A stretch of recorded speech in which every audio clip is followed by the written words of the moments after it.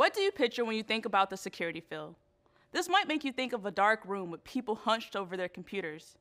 Maybe you picture a person in a lab carefully analyzing evidence. Or maybe you imagine a guard standing watch in front of a building. The truth is, no matter what thoughts cross your mind, all of these examples are part of the wide world of security.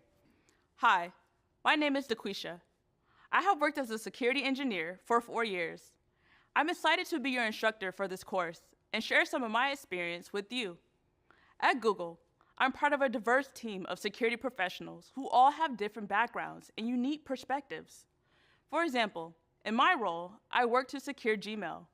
Part of my daily activities include developing new security features and fixing vulnerabilities in the application to make emails safer for our users. Some members of my team began working in security after graduating from college. Many others found their way into the field after years of working in another industry. Security teams come in all different shapes and sizes. Each member of a team has a role to play. While our specific functions within the group differ, we all share the same objective: protecting valuable assets from harm. Accomplishing this mission involves a combination of people, processes, and tools. In this course, you'll learn about each of these in detail. First, you'll be introduced to the world of asset security. You'll learn about the variety of assets that organizations protect and how these factor into a company's overall approach to security.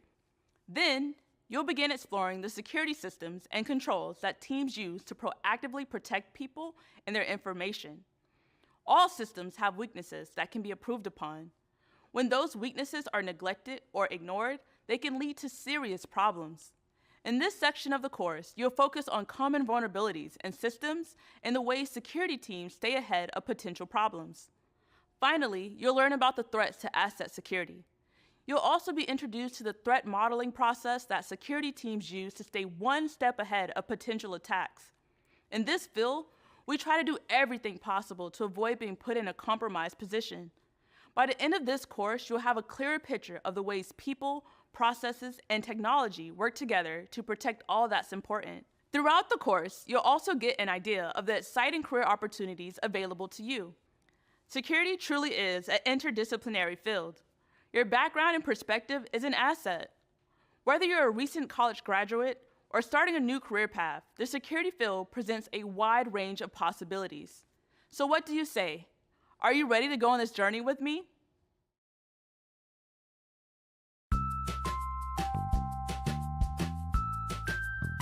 Hi, my name is DeQuisha. I'm a security engineer.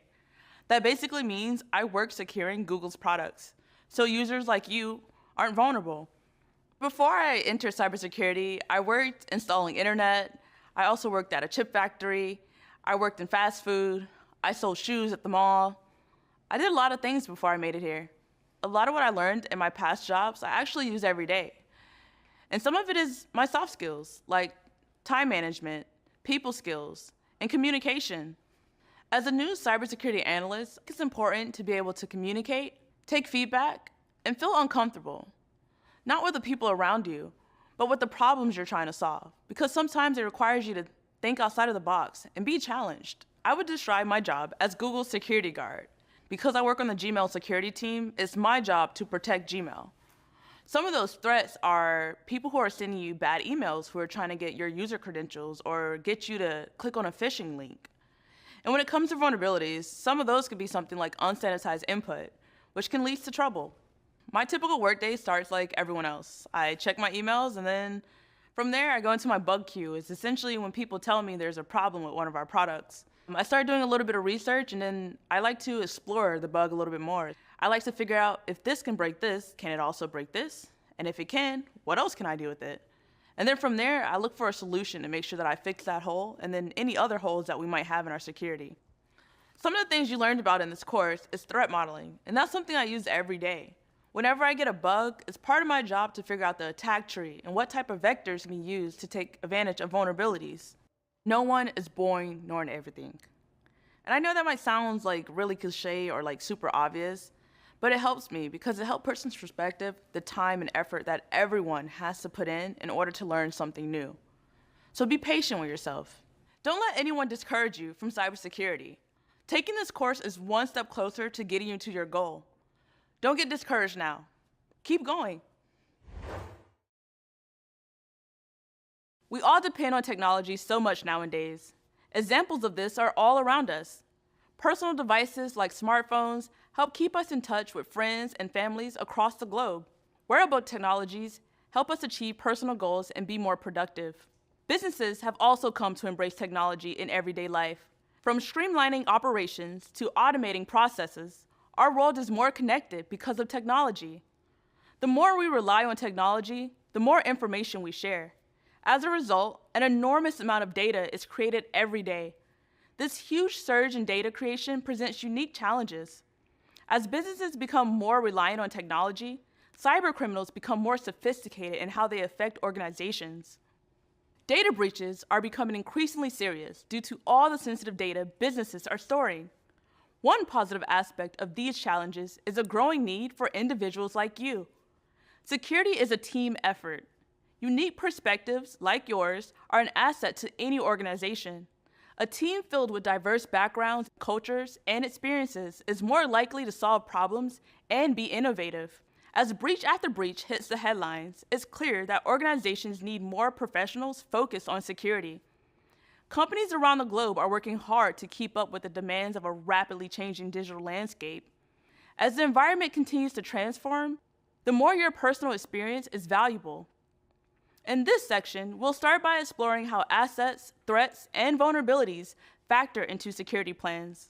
After that, we'll discuss the use of asset inventories in protecting the wide range of assets that companies have. Then, we'll consider the challenges in this rapidly changing digital world. And finally, you'll gain an understanding of the building blocks of a security plan, its policies, standards, and procedures. We'll examine the NIST cybersecurity framework that companies use to create security plans that protects their customers and their brands.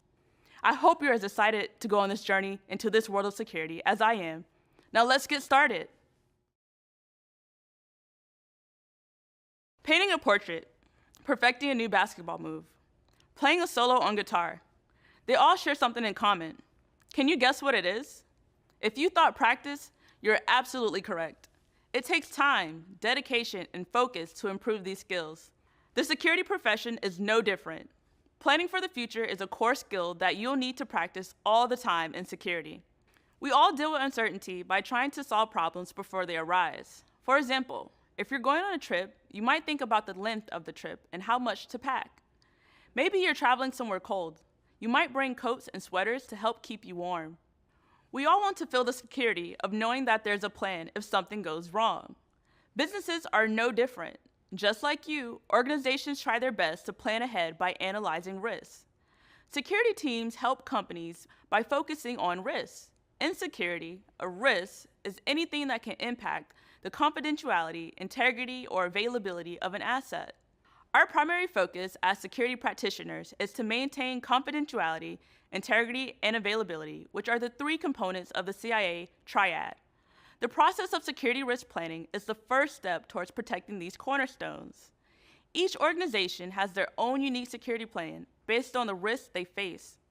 Thankfully, you don't need to be familiar with every possible security plan to be a good security practitioner. All you really need to know are the basis of how these plans are put together. Security plans are based on the analysis of three elements: assets, threats, and vulnerabilities. Organizations measure security risks by analyzing how each can have an effect on confidentiality, integrity, and availability of their information and systems. Basically, they each represent the what, why, and how of security. Let's spend a little time exploring each of these in more detail. As you might imagine, an asset is an item perceived as having value to an organization. This often includes a wide range of things. Buildings, equipment, data, and people are all examples of assets that businesses want to protect. Let's examine this idea more by analyzing the assets of a home. Inside a home, there's a wide range of assets, like people and personal belongings. The outside structure of a home is made of assets too, like the walls, roof, windows, and doors. All of these assets have value, but they differ in how they might be protected. Someone might place a lower priority on protecting the outside walls than on the front door, for example. This is because a burglar is more likely to enter through the front door than a wall. That's why we have locks. With so many types of assets to think of, security plans need to prioritize resources. After all, no matter how large a security team is, it would be impossible to monitor every single asset at all hours of the day. Security teams can prioritize their efforts based on threats. In security, a threat is any circumstance or event that can negatively impact assets. Much like assets, threats include a wide range of things. Going back to the example of a home, a threat can be a burglar who's trying to gain access. Burglars aren't the only type of threats that affect the security of windows and doors. What if either broke by accident? Strong winds can blow the door open during a bad storm, or kids playing with a ball nearby can accidentally damage a window. If any of these thoughts cross your mind, great job. You're already demonstrating a security mindset. The final element of a security plan that we're going to cover are vulnerabilities. In security, a vulnerability is a weakness that can be exploited by a threat. A weak lock on a front door, for example, is a vulnerability that can be exploited by a burglar. And old cracked wood is a different vulnerability on that same front door that can increase the chances of storm damage. In other words, think of vulnerabilities as flaws within an asset. Assets can have many different types of vulnerabilities that are an easy target for attackers. We'll explore different types of threats and vulnerabilities in greater detail later. For now, just understand that security teams need to account for a wide range of assets, threats, and vulnerabilities to effectively plan for the future.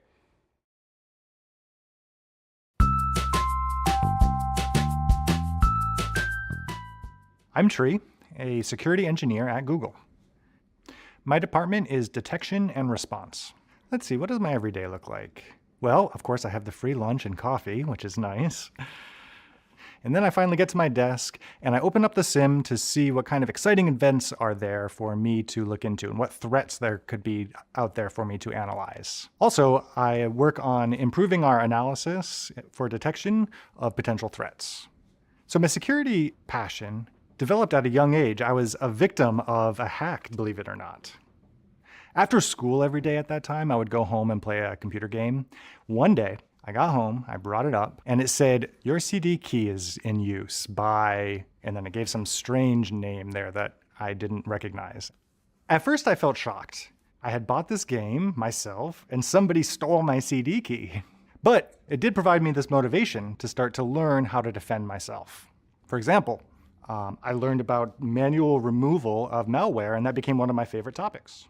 Also, for fun, I started doing some white hacker activity against some of my friends.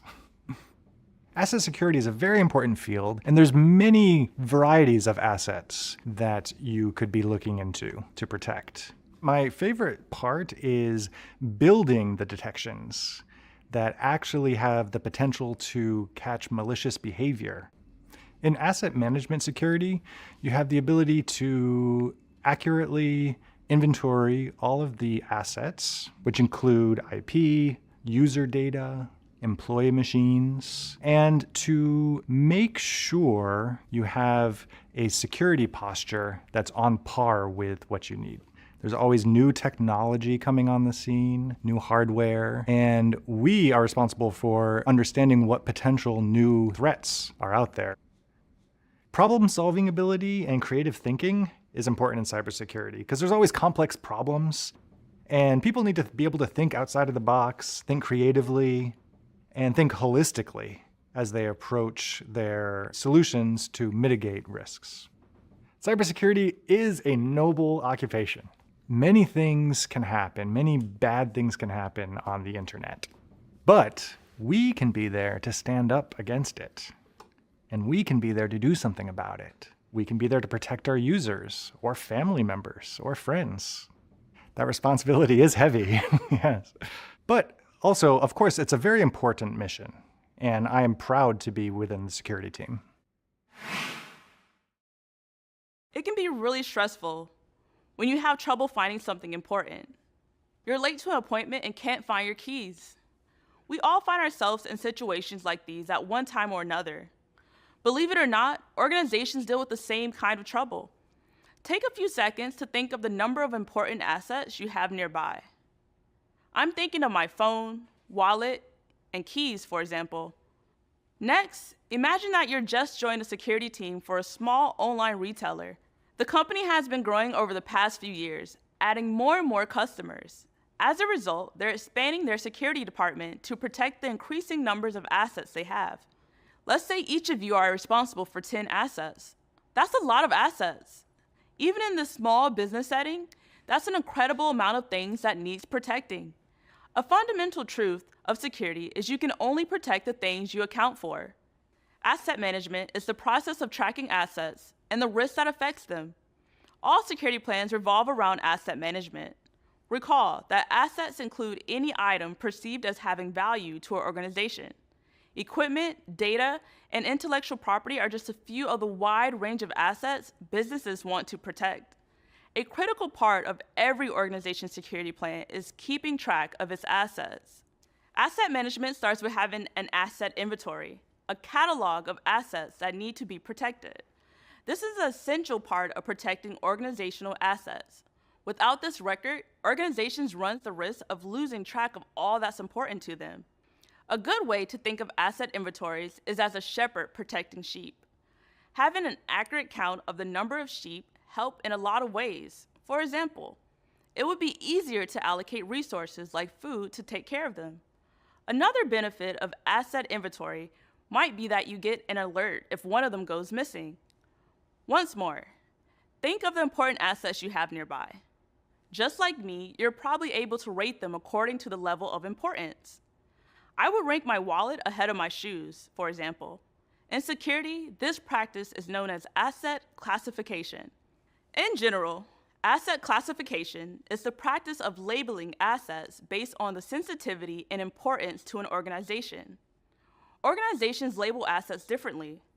Many of them follow a basic classification scheme: public, internal only, confidential, and restricted. Public assets can be shared with anyone. Internal only can be shared with anyone in the organization but should not be shared outside of it. And confidential assets should only be accessed by those working on a specific project. Assets classified as restricted are typically highly sensitive and must be protected. Assets with this label are considered need to know. Examples include intellectual property and health or payment information. For example, a growing online retailer might mark internal emails about a new product as confidential because those working on the new product should know about it. They might also label the doors at their offices with a restricted sign to keep everyone out who doesn't have a specific reason to be in there. These are just a couple of everyday examples that you may be familiar with from your prior experience. For the most part, classification determines whether an asset can be disclosed, altered, or destroyed. Asset management is a continuous process, one that helps uncover unexpected gaps in security for potential risks.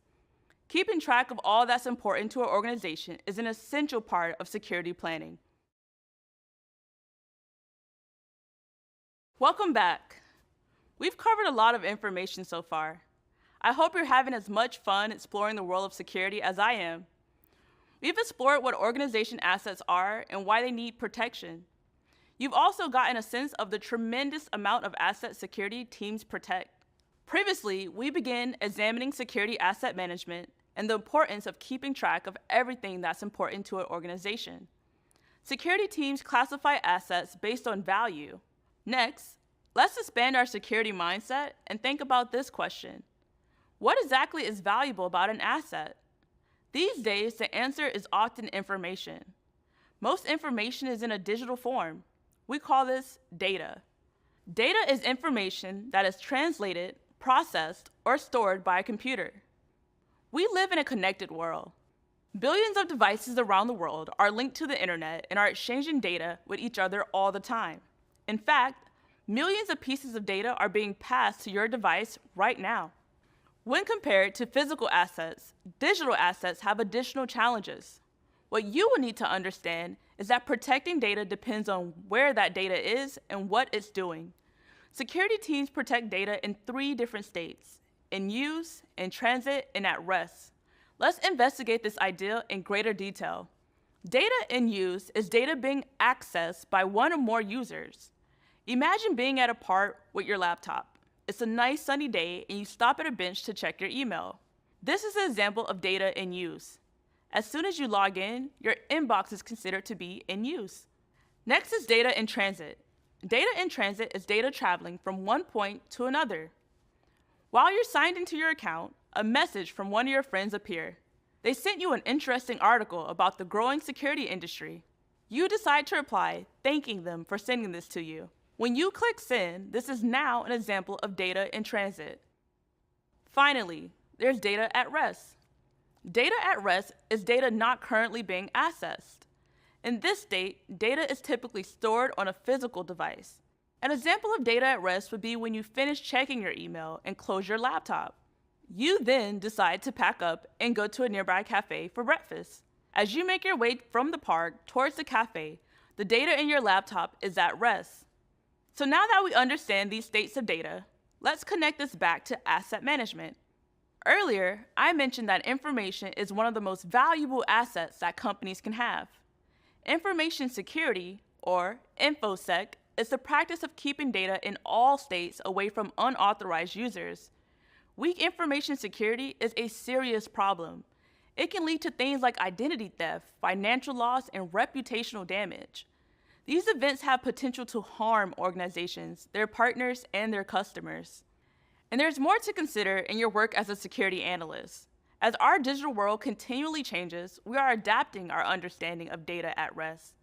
Physical devices like our smartphones more commonly store data in the cloud, meaning that our information isn't necessarily at rest just because our phone is resting on a table.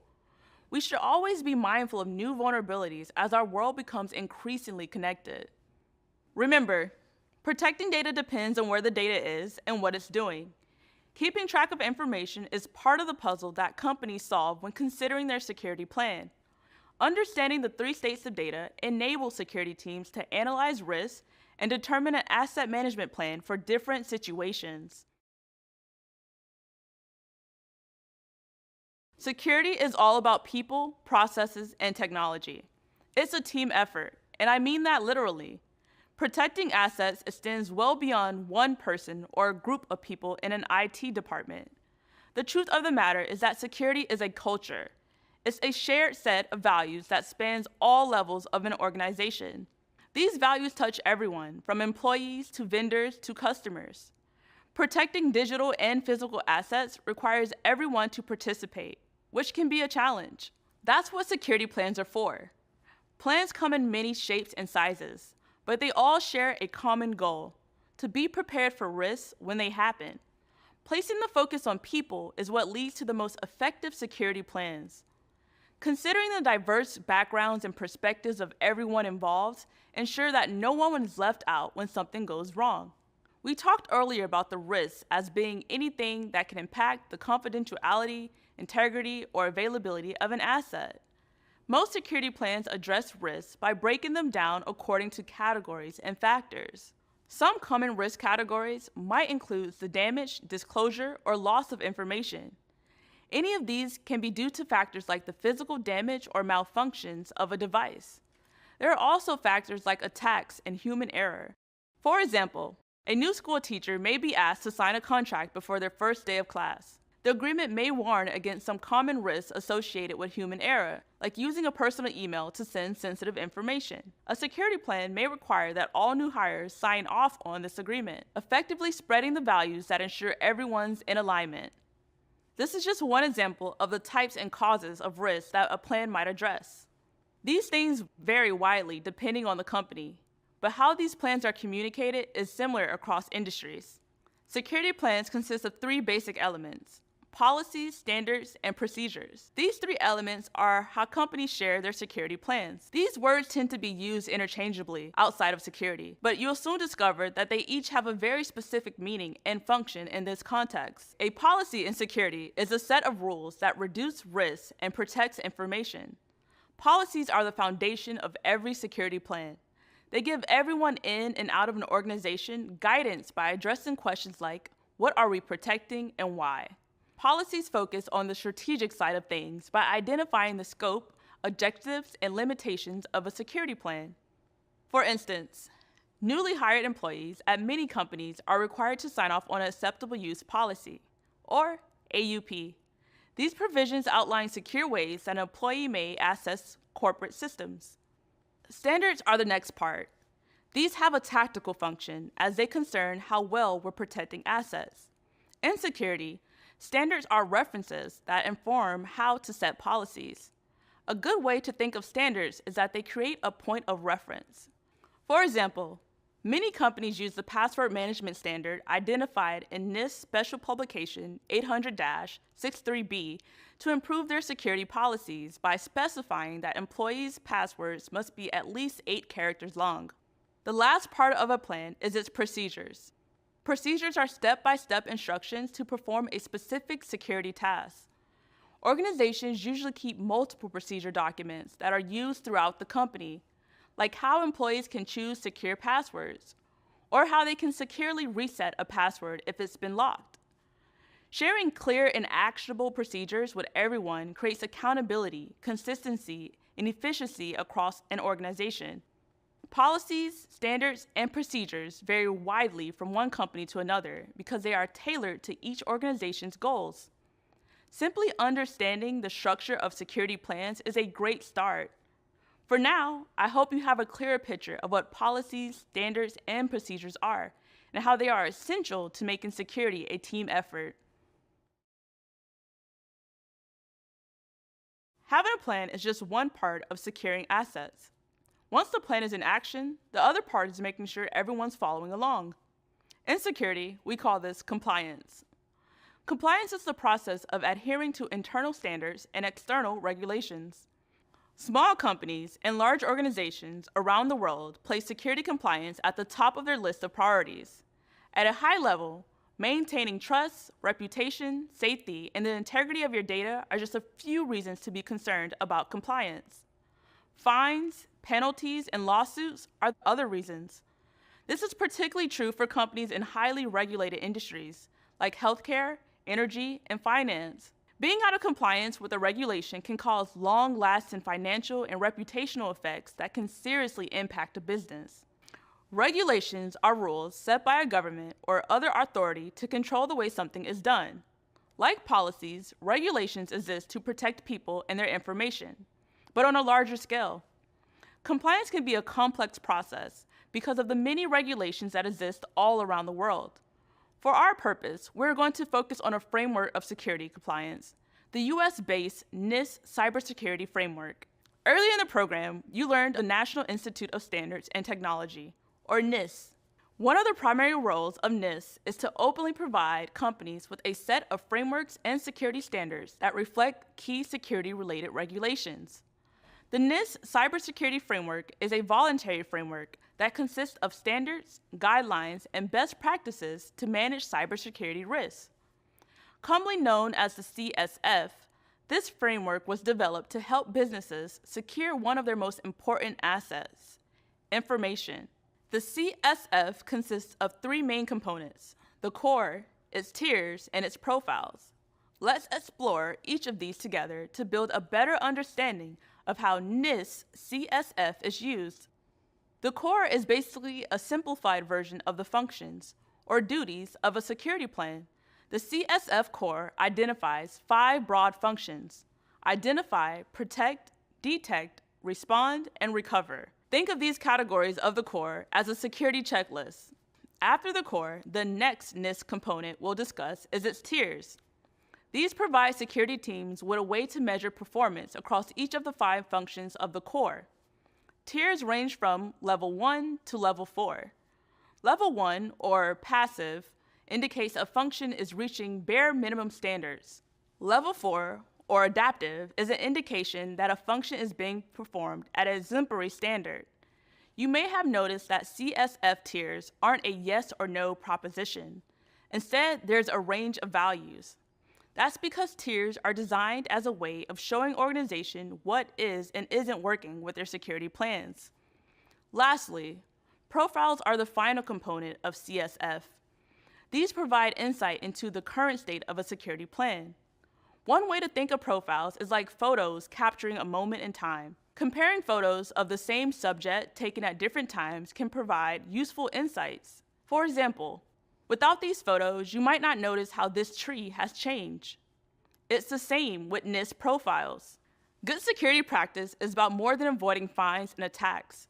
It demonstrates that you care about people and their information. Before we go, let's visit the core's functions one more time to look at where we've been and where we're going. The first function is identify. Our previous discussions on asset management and risk assessment relates to that function.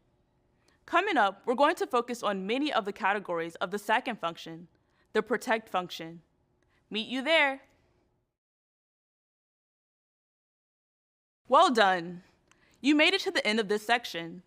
Being a security practitioner takes commitment and a desire to learn.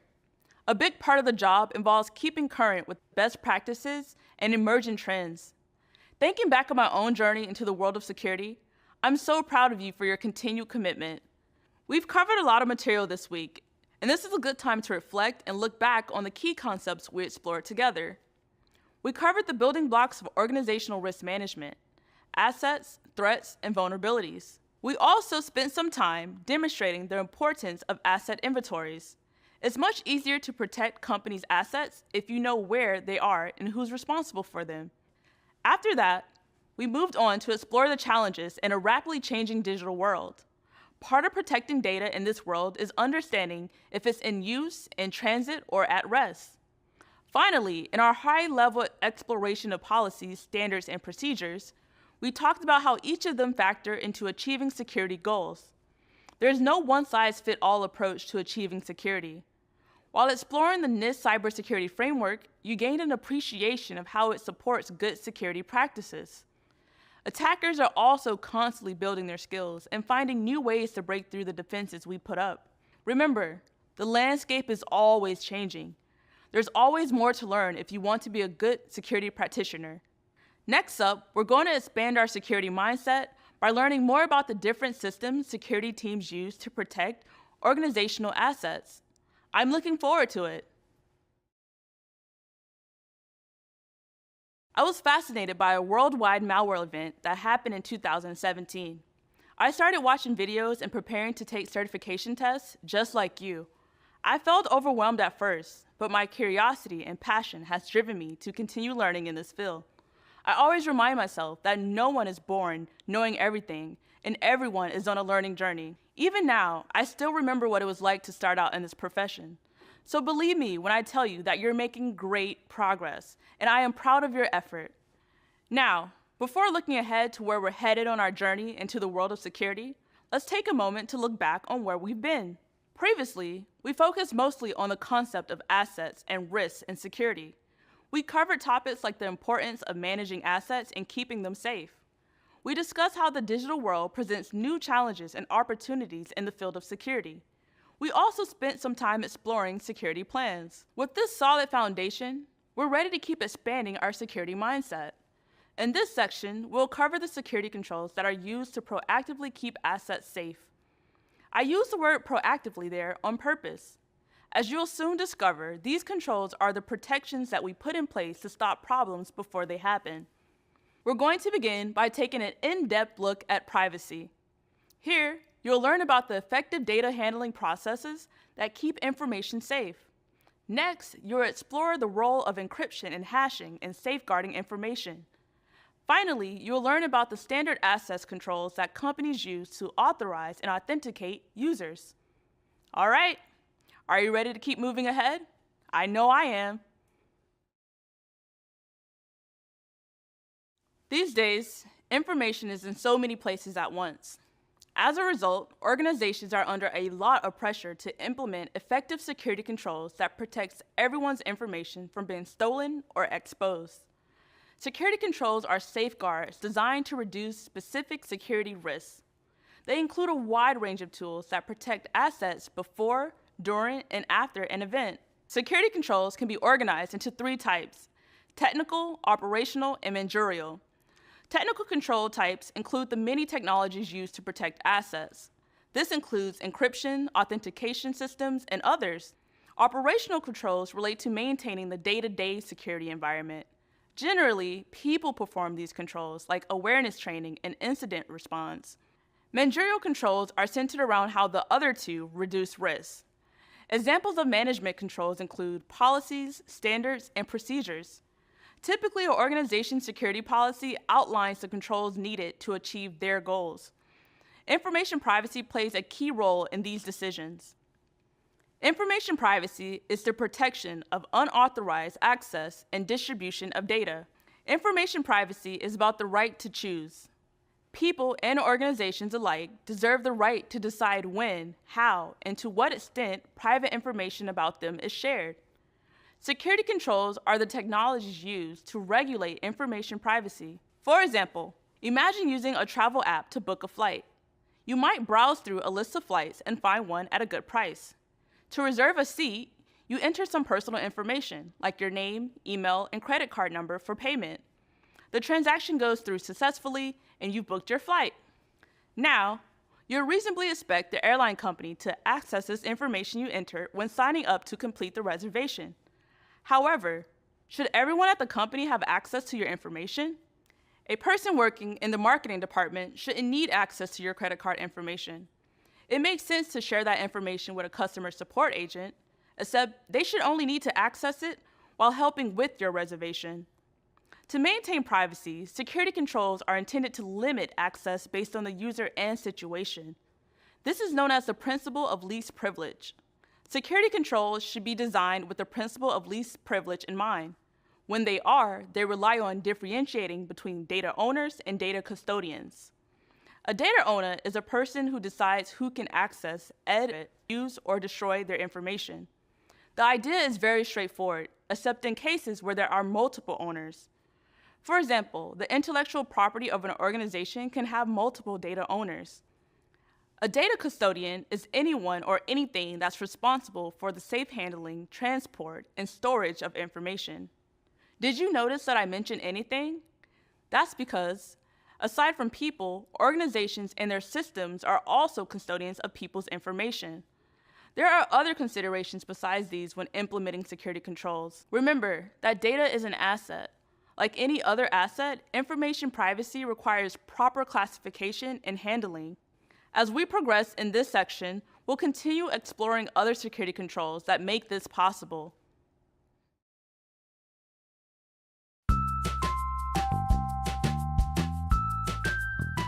Hello, my name is Heather, and I'm the Vice President of Security Engineering at Google.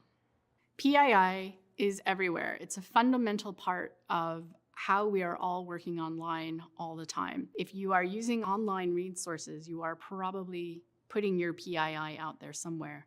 There's some of your PII that lots of people know, such as your name. And then there's sensitive data that you don't want very many people to know, such as your bank account number or your private medical health information. And so we make these distinctions often because this kind of information needs to be handled differently. Everything that we do now, from school to voting to registering our car, happens online. And because of that, it's so important that we have safety built in by default into all of our systems. Here are some tips. You should always encrypt the data as much as you can when it's being stored at rest. And secondly, when it's transiting over the internet, we always want to encrypt it using TLS or SSL. Third, within your company, you should think very clearly about who has access to that data. It should be almost no one if it's very sensitive. And in the rare cases where somebody does need to access that data, there should be a record of that access, who accessed it, and a justification as to why. And you should have a program to look at the audit records for that data. The most important thing to remember is if you have a situation where PII has been compromised, remember that's someone's personal information, and your response wants to be grounded in that reality. They need to be able to trust the infrastructure, the systems, the websites, the devices. They need to be able to trust the experience they're having. And for me, that's the mission, to help keep billions of people safe online every day. The internet is an open, public system with a lot of data flowing through it. Even though we all send and store information online, There's some information that we choose to keep private. In security, this type of data is known as personally identifiable information. Personally identifiable information, or PII, is any information that can be used to infer an individual's identity. This can include things like someone's name, medical and financial information, photos, emails, or fingerprints. Maintaining the privacy of PII online is difficult. It takes the right security controls to do so. One of the main security controls used to protect information online is cryptography. Cryptography is the process of transforming information into a form that unintended readers can't understand. Data of any kind is kept secret using a two-step process: encryption to hide the information and decryption to unhide it. Imagine sending an email to a friend. The process starts by taking data in its original and readable form, known as plain text. Encryption takes that information and scrambles it into an unreadable form known as ciphertext. We then use decryption to unscramble the ciphertext back into plain text form, making it readable again. Hiding and unhiding private information is a practice that's been around for a long time, way before computers. One of the earliest cryptographic methods is known as Caesar's cipher. This method is named after a Roman general, Julius Caesar, who ruled the Roman Empire near the end of the 1st century BC. He used it to keep messages between him and his military generals private. Caesar's cipher is a pretty simple algorithm that works by shifting letters in the Roman alphabet forward by a fixed number of spaces. An algorithm is a set of rules that solve a problem. Specifically, in cryptography, a cipher is an algorithm that encrypts information. For example, a message encoded with Caesar's cipher using a shift of 3 would encode an A as a D, a B as an E, a C as an F, and so on. In this example, you could send a friend a message that said hello, using a shift of 3, and it would read KHOOR. Now, you might be wondering, how would you know the shift a message encrypted with Caesar's cipher is using? The answer to that is, you need the key. A cryptographic key is a mechanism that decrypts ciphertext. In our example, the key would tell you that my message is encrypted by 3 shifts. With that information, you can unlock the hidden message. Every form of encryption relies on both a cipher and key to secure the exchange of information. Caesar's cipher is not widely used today because of a couple of major flaws. One concerns the cipher itself. The other relates to the key. This particular cipher relies entirely on the characters of the Roman alphabet to hide information. For example, consider a message written using the English alphabet, which is only 26 characters. Even without the key, it's pretty simple to crack a message secured with Caesar's cipher by shifting letters 26 different ways. In information security, this tactic is known as brute force attack, a trial and error process of discovering private information. The other major flaw of Caesar's cipher is that it relies on a single key. If that key was lost or stolen, there's nothing stopping someone from accessing private information. Properly keeping track of cryptographic keys is an important part of security.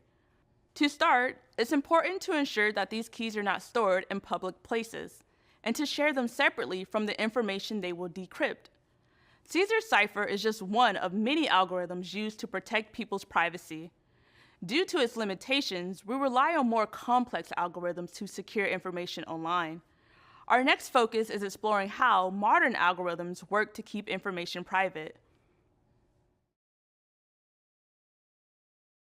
Computers use a lot of encryption algorithms to send and store information online.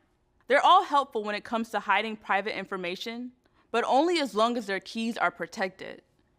Can you imagine having to keep track of the encryption keys protecting all of your personal information online? Neither can I. And we don't have to, thanks to something known as public key infrastructure.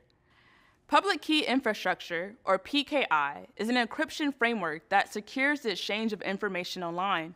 It's a broad system that makes accessing information fast, easy, and secure.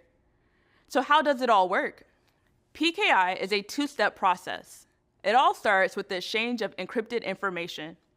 This involves either asymmetric encryption, symmetric encryption, or both. Asymmetric encryption involves the use of a public and private key pair for encryption and decryption of data. Let's imagine this as a box that can be opened with two keys. One key, the public key, can only be used to access the slot and add items to the box. Since the public key can't be used to remove items, it can be copied and shared with people all around the world to add items. On the other hand, the second key, the private key, opens the box fully so that the items inside can be removed. Only the owner of the box have access to the private key that unlocks it. Using a public key allows the people and servers you're communicating with to see and send you encrypted information that only you can decrypt with your private key. This two-key system makes asymmetric encryption a secure way to exchange information online. However, it also slows down the process. Symmetric encryption, on the other hand, is a faster and simpler approach to key management. Symmetric encryption involves the use of a single secret key to exchange information. Let's imagine the locked box again. Instead of two keys, symmetric encryption uses the same key. The owner can use it to open the box, add items, and close it again. When they want to share access, they can give the secret key to anyone else to do the same. Exchanging a single secret key may make web communications faster, but it also makes it less secure. PKI uses both asymmetric and symmetric encryption, sometimes in conjunction with one another. It all depends on whether speed or security is the priority. For example, mobile chat applications use asymmetric encryption to establish a connection between people at the start of a conversation when security is the priority. Afterwards, when the speed of communications back and forth is the priority, symmetric encryption takes over. While both have their own strengths and weaknesses, they share a common vulnerability, establishing trust between the sender and receiver. Both processes rely on sharing keys that can be misused, lost, or stolen. This isn't a problem when we exchange information in person because we can use our senses to tell the difference between those we trust and those we don't trust. Computers, on the other hand, aren't naturally equipped to make this distinction. That's where the second step of PKI applies. PKI addresses the vulnerability of key sharing by establishing trust using a system of digital certificates between computers and networks. A digital certificate is a file that verifies the identity of a public key holder. Most online information is exchanged using digital certificates. Users, companies, and networks hold one and exchange them when communicating information online as a way of signaling trust. Let's look at an example of how digital certificates are created.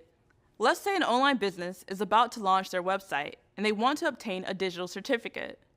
When they register their domain, the hosting company sends certain information over to a Trusted Certificate Authority, or CA. The information provided is usually basic things like the company name and the country where its headquarters are located. A public key for the site is also provided. The certificate authority then uses this data to verify the company's identity. When it's confirmed, the CA encrypts the data with its own private key. Finally, they create a digital certificate that contains the encrypted company data. It also contains CA digital signature to prove that it's authentic. Digital certificates are a lot like a digital ID badge that's used online to restrict or grant access to information. This is how PKI solves the trust issue. Combined with asymmetric and symmetric encryption, this two-step approach to exchanging secure information between trusted sources is what makes PKI such a useful security control. Security professionals are always thinking about vulnerabilities. It's how we stay ahead of threats. We spent some time together exploring a couple forms of encryption. The two types we've discussed produce keys that are shared when communicating information. Encryption keys are vulnerable to being lost or stolen, which can lead to sensitive information at risk. Let's explore another security control that helps companies address this weakness. A hash function is an algorithm that produces a code that can't be decrypted. Unlike asymmetric and symmetric algorithms, hash functions are one-way processes that do not generate decryption keys. Instead, these algorithms produce a unique identifier known as a hash value or digest. Here's an example to demonstrate this. Imagine a company has an internal application that is used by employees and is stored in a shared drive. after passing through a hashing function, the program receives its hash value. For example purposes, we created this relatively short hash value with the MD5 hashing function. Generally, standard hash functions that produce longer hashes are preferred for being more secure. Next, let's imagine an attacker replaces the program with a modified version that performs malicious actions. The malicious program may work like the original. However, if so much as one line of code is different from the original, it will produce a different hash value. By comparing the hash values, we can validate that the programs are different. Attackers use tricks like this often because they're easily overlooked. Fortunately, hash values help us identify when something like this is happening. In security, hashes are primarily used as a way to determine the integrity of files and applications. Data integrity relates to the accuracy and consistency of information. This is known as non-repudiation, the concept that authenticity of information can't be denied.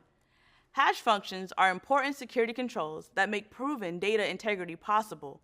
Analysts use them frequently. One way to do this is by finding the hash value of files or applications and comparing them against known malicious files. For example, we can use the Linux command line to generate the hash value for any file on your computer. We just launch the shell and type the name of the hashing algorithm we want to use. In this case, we're using a common one known as SHA-256. Next, we need to enter the file name of any file we want to hash. Let's hash the contents of newfile.txt. Now, we'll press enter. The terminal generates this unique hash value for the file. These tools can be compared with the hash values of known online viruses. One such database is VirusTotal. This is a popular tool among security practitioners that's useful for analyzing suspicious files, domains, IPs, and URLs. As we've explored, even the slightest change in input results in a totally different hash value. Hash functions are intentionally designed this way to assist with matters of non-repudiation. They equip computers with a quick and easy way to compare input and output values and validate data integrity. Pretty cool, right? Protecting data is a fundamental feature of security controls. When it comes to keeping information safe and secure, hashing and encryption are powerful yet limited tools. Managing who or what has access to information is also key to safeguarding information. The next series of controls that we'll be exploring are access controls, the security controls that manage access, authorization, and accountability of information. When done well, access controls maintain data confidentiality, integrity, and availability. They also get users the information they need quickly. These systems are commonly broken down into three separate yet related functions known as the authentication, authorization, and accounting framework. Each control has its own protocol and systems that make them work. In this video, let's get comfortable with the basics of the first one on the list, authentication. Authentication systems are access controls that serve a very basic purpose. They ask anything attempting to access information this simple question: who are you? Organizations go about collecting answers to these questions differently, depending on the objectives of their security policy. Some are more thorough than others, but in general, responses to this question can be based on three factors of authentication. The first is knowledge. Authentication by knowledge refers to something the user knows, like a password or the answer to a security question they provided previously. Another factor is ownership, referring to something the user possesses. A commonly used type of authentication by ownership is a one-time passcode, or OTP. You've probably experienced these at one time or another. They're a random number sequence that an application or website will send you via text or email and ask you to provide. Last is characteristic. Authentication by this factor is something the user is. Biometrics like fingerprint scans on your smartphone are an example of this type of authentication. While not used everywhere, this form of authentication is becoming more common because it's much tougher for criminals to impersonate someone if they have to mimic a fingerprint or facial scan as opposed to a password. The information provided during authentication needs to match the information on file for these access controls to work. When the credentials don't match, authentication fails and access is denied. When they match, Access is granted. Incorrectly denying access can be frustrating to anyone. To make access systems more convenient, many organizations these days rely on single sign-on. Single sign-on, or SSO, is a technology that combines several different logins into one. Can you imagine having to reintroduce yourself every time you meet up with a friend? That's exactly the sort of problem SSO solves. Instead of requiring users to authenticate over and over again, SSO establishes their identity once, allowing them to gain access to company resources faster. While SSO systems are helpful when it comes to speeding up the authentication process, they present a significant vulnerability when used alone. Denying access to authorized users can be frustrating, but you know what's even worse? Incorrectly granting access to the wrong user. SSO technology is great, but not if it relies on just a single factor of authentication. Adding more authentication factors strengthen these systems. Multi-factor authentication, or MFA, is a security measure which requires a user to verify their identity in 2 or more ways to access a system or network. MFA combines 2 or more independent credentials, like knowledge and ownership, to prove that someone is who they claim to be. SSO and MFA are often used in conjunction with one another to layer the defense capabilities of authentication systems. When both are used, organizations can ensure convenient access that is also secure. Now that we covered authentication, we're ready to explore the second part of the framework. Next, we'll learn about authorization. Access is as much about authorization as it is about authentication. One of the most important functions of access controls is how they assign responsibility for certain systems and processes. Next up in our exploration of access control systems are the mechanisms of authorization. These protocols actually work closely together with authentication technologies. While one validates who the user is, the other determines what they're allowed to do.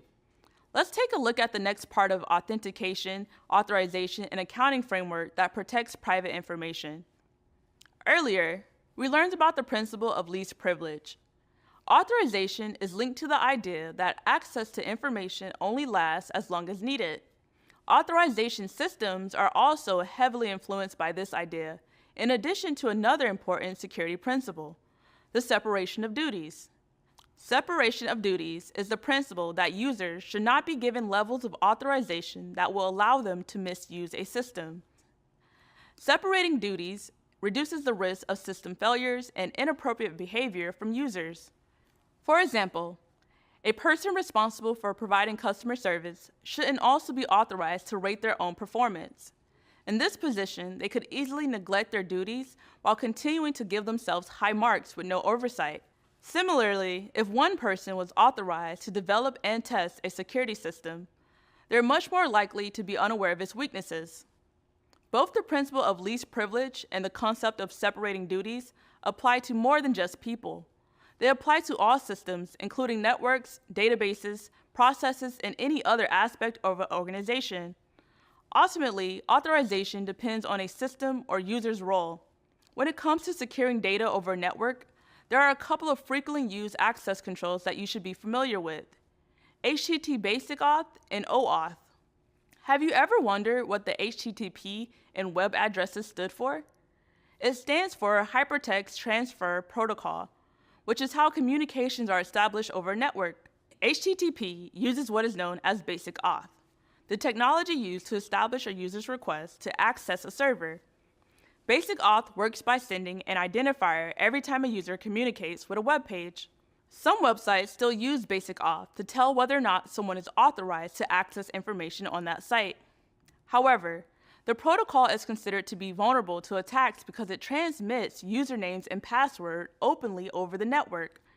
Most websites today use HTTPS instead, which stands for Hypertext Transfer Protocol Secure. This protocol doesn't expose sensitive information like access credentials when communicating over the network. Another secure authentication technology used today is OAuth. OAuth is an open standard authorization protocol that shares designated access between applications. For example, you can tell Google that it's okay for another website to access your profile to create an account. Instead of requesting and sending sensitive usernames and passwords over the network, OAuth uses API tokens to verify access between you and its service provider. An API token is a small block of encrypted code that contains information about a user. These tokens contain things like your identity, site permissions, and more. OAuth sends and receives access requests using API tokens by passing them from a server to a user's device. Let's explore what's going on behind the scenes. When you authorize a site to create an account using your Google profile, all of Google's usual login protocols are still active. If you have multi-factor authentication enabled on your account, and you should, you'll still have the security benefits that it provides. API tokens minimize risk in a major way. These API tokens serve as an additional layer of encryption that helps to keep your Google password safe in the event of a breach on another platform. Basic Auth and OAuth are just a couple examples of authorization tools that are designed with the principles of least privilege and separation of duty in mind. There are many other controls that help limit the risk of unauthorized access to information. In addition to controlling access, it's also important to monitor it. In our next video, we'll focus on the third and final part of the authentication, authorization, and accounting framework. Have you ever wondered if your employer is keeping a record of when you log into company systems? Well, they are, if they're implementing the third and final function of the authentication, authorization, and accounting framework. Accounting is the practice of monitoring the access logs of a system. These logs contain information like who accessed the system and when they accessed it, and what resources they used. Security analysts use access logs a lot. The data they contain is a helpful way to identify trends, like failed login attempts. They also use to uncover hackers who have gained access to a system, and for detecting an incident like a data breach. In this field, access logs are essential. Oftentimes, analyzing them is the first procedure you'll follow when investigating a security event. So how do access logs compile all this useful information? Let's examine this more closely. Anytime a user accesses a system, they initiate what's called a session. A session is a sequence of network HTTP basic auth requests and responses associated with the same user, like when you visit a website. Access logs are essentially records of sessions that capture the moment a user enters a system and to the moment they leave it. Two actions are triggered when the session begins. The first is the creation of a session ID. A session ID is a unique token that identifies a user and their device while accessing the system. Session IDs are attached to the user until they either close their browser or the session times out. The second action that takes place at the start of a session is an exchange of session cookies between the server and a user's device. A session cookie is a token that websites use to validate a session and determine how long that session should last. When cookies are exchanged between your computer and a server, your session ID is read to determine what information the website should show you. Cookies make web sessions safer and more efficient. The exchange of tokens mean that no sensitive information like usernames and passwords are shared. Session cookies prevent attackers from obtaining sensitive data. However, there's other damage that they can do. With a stolen cookie, an attacker can impersonate a user using their session token. This kind of attack is known as session hijacking. Session hijacking is an event when attackers obtain a legitimate user's session ID. During these kinds of attacks, cybercriminals impersonate the user, causing all sorts of harm. Money or private data can be stolen. If, for example, hijackers obtain a single sign-on credential from stolen cookies, they can even gain access to additional systems that otherwise seem secure. This is one reason why accounting and monitoring session logs is so important. Unusual activity on access logs can be an indication that information has been improperly accessed or stolen. At the end of the day, accounting is how we gain valuable insight that makes information safer.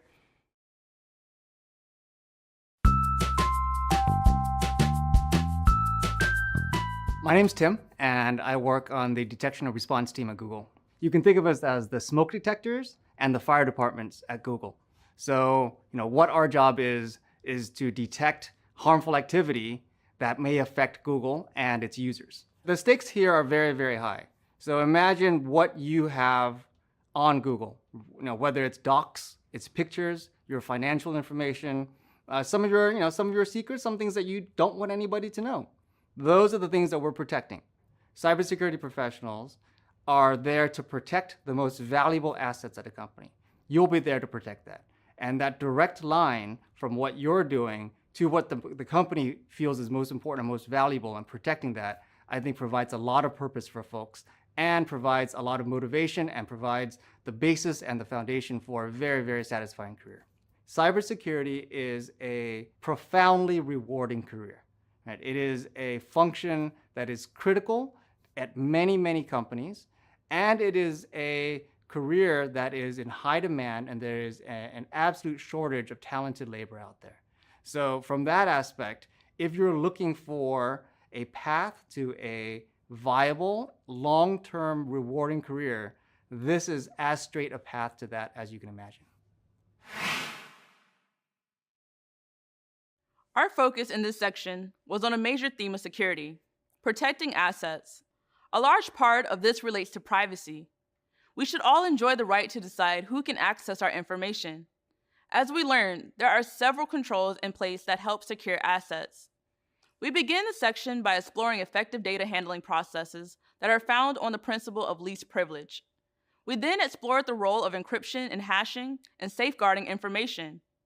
We explored how symmetric and asymmetric encryption works and how hashes further safeguard data from harm. We then turned our attention to standard access controls.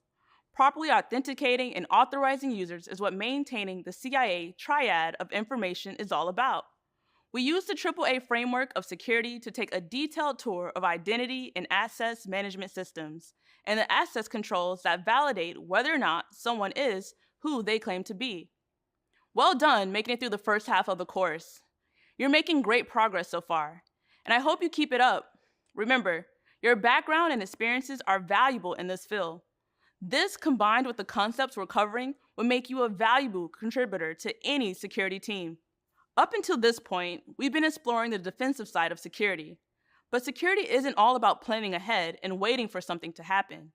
In the next part of our journey, we're going to continue developing a security mindset by taking a more proactive look at security from the perspective of attackers.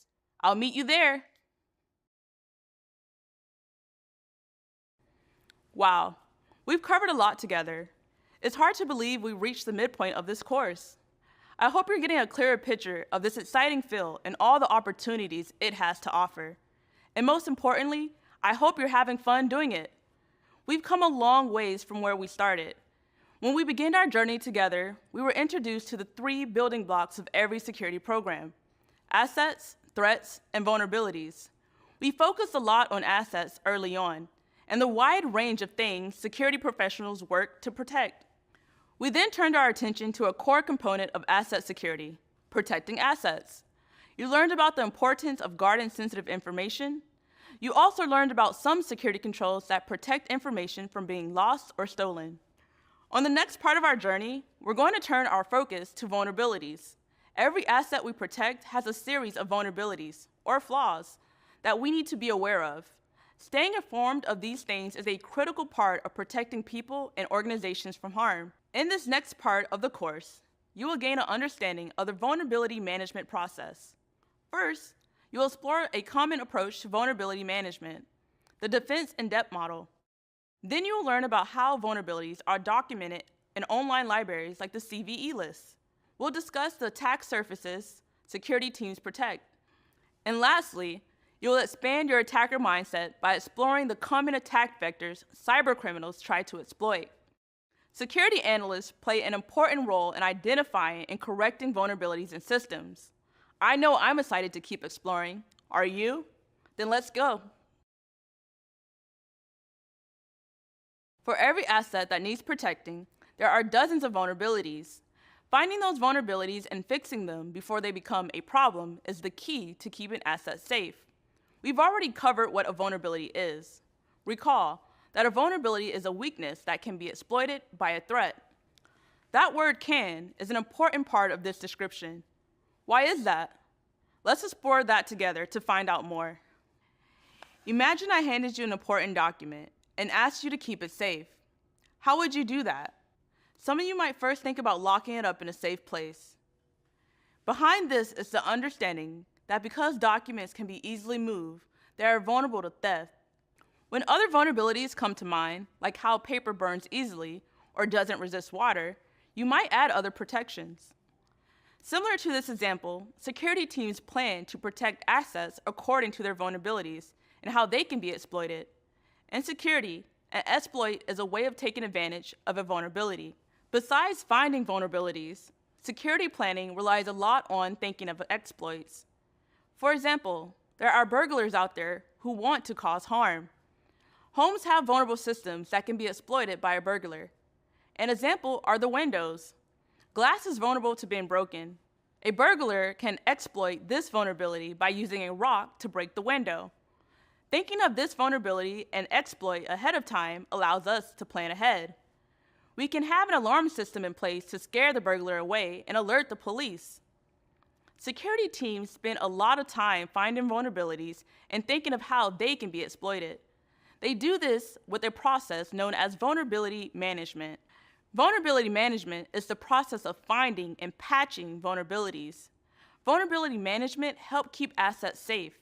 It's a method of stopping threats before they can become a problem. Vulnerability management is a 4-step process. The first step is to identify vulnerabilities. The next step is to consider potential exploits of those vulnerabilities. Third is to prepare defenses against threats. And finally, the 4th step is to evaluate those defenses. When the last step ends, the process starts again. Vulnerability management happens in a cycle. It's a regular part of what security teams do because there are always new vulnerabilities to be concerned about. This is exactly why a diverse set of perspectives is useful. Having a wide range of backgrounds and experiences only strengthens security teams and their ability to find exploits. However, even large and diverse security teams can't keep track of everything. New vulnerabilities are constantly being discovered. These are known as zero-day exploits. A zero-day is an exploit that was previously unknown. The term zero-day refers to the fact that the exploit is happening in real time with 0 days to fix it. These kind of exploits are dangerous. They represent threats that haven't been planned for yet. For example, we can anticipate the possibility of a burglar breaking into our home. We can plan for this type of threat by having defenses in place, like locks on the doors and windows. A zero-day exploit would be something totally unexpected, like the lock on the door falling off from intense heat. Zero-day exploits are things that don't normally come to mind. For example, this might be a new form of spyware infecting a popular website. When zero-day exploits happen, they can leave assets even more vulnerable to threats than they already are. Vulnerability management is the process of finding vulnerabilities and fixing their exploits. That's why the process is performed regularly at most organizations. Perhaps the most important step of the process is identifying vulnerabilities. We'll explore this step in more details next time we get together. I'll meet you again then. A layered defense is difficult to penetrate. When one barrier fails, another takes its place to stop an attack. Defense in depth is a security model that makes use of this concept. It's a layered approach to vulnerability management that reduces risks. Defense in depth is commonly referred to as the castle approach because it resembles the layered defenses of a castle. In the Middle Ages, these structures were very difficult to penetrate. They featured different defenses, each unique in its design, that posed different challenges for attackers. For example, a water-filled barrier called a moat usually formed a circle around the castle, preventing threats like large groups of attackers from reaching the castle walls. The few soldiers that made it past the first layer of defense were then faced with a new challenge: giant stone walls. A vulnerability of these structures was that they could be climbed. If attackers tried exploiting that weakness, guess what? They were met with another layer of defense: watchtowers filled with defenders ready to shoot arrows and keep them from climbing. Each level of defense of these medieval structures minimized the risk of attacks by identifying vulnerabilities and implementing a security control should one system fail. Defense in depth works in a similar way. The defense in depth concept can be used to protect any asset. It's mainly used in cybersecurity to protect information using a 5-layer design. Each layer features a number of security controls that protect information as it travels in and out of the model. The first layer of defense in depth is the perimeter layer. This layer includes some technologies that we've already explored, like usernames and passwords. Mainly, this is a user authentication layer that filters external access. Its function is to only allow access to trusted partners to reach the next layer of defense. Second, the network layer is more closely aligned with authorization. The network layer is made up of other technologies like network firewalls and others. Next is the endpoint layer. Endpoints refer to the devices that have access on a network. They could be devices like a laptop, desktop, or a server. Some examples of technologies that protect these devices are antivirus software. After that, we get to the application layer. This includes all the interfaces that are used to interact with technology. At this layer, security measures are programmed as part of an application. One common example is multi-factor authentication. You may be familiar with having to enter both your password and a code sent by SMS. This is part of the application layer of defense. And finally, the 5th layer of defense is the data layer. At this layer, we've arrived at the critical data that must be protected, like personally identifiable information. One security control that is important here in this final layer of defense is assets classification. Like I mentioned earlier, information passes in and out of each of these 5 layers whenever it's exchanged over a network. There are many more security controls, aside from the few that I mentioned, that are part of the defense in-depth model. A lot of businesses design their security systems using the defense in-depth model. Understanding this framework hopefully gives you a better sense of how an organization's security controls work together to protect important assets. We've discussed before that security is a team effort. Did you know the group extends well beyond a single security team? Protecting information is a global effort. When it comes to vulnerabilities, there are actually online public libraries. Individuals and organizations use them to share and document common vulnerabilities and exposures. We've been focusing a lot on vulnerabilities. Exposures are similar, but they have a key difference. While a vulnerability is a weakness of a system, an exposure is a mistake that can be exploited by a threat. For example, imagine you're asked to protect an important document. Documents are vulnerable to being misplaced. If you laid the document down near an open window, it could be exposed to being blown away. One of the most popular libraries of vulnerabilities and exposures is the CVE list.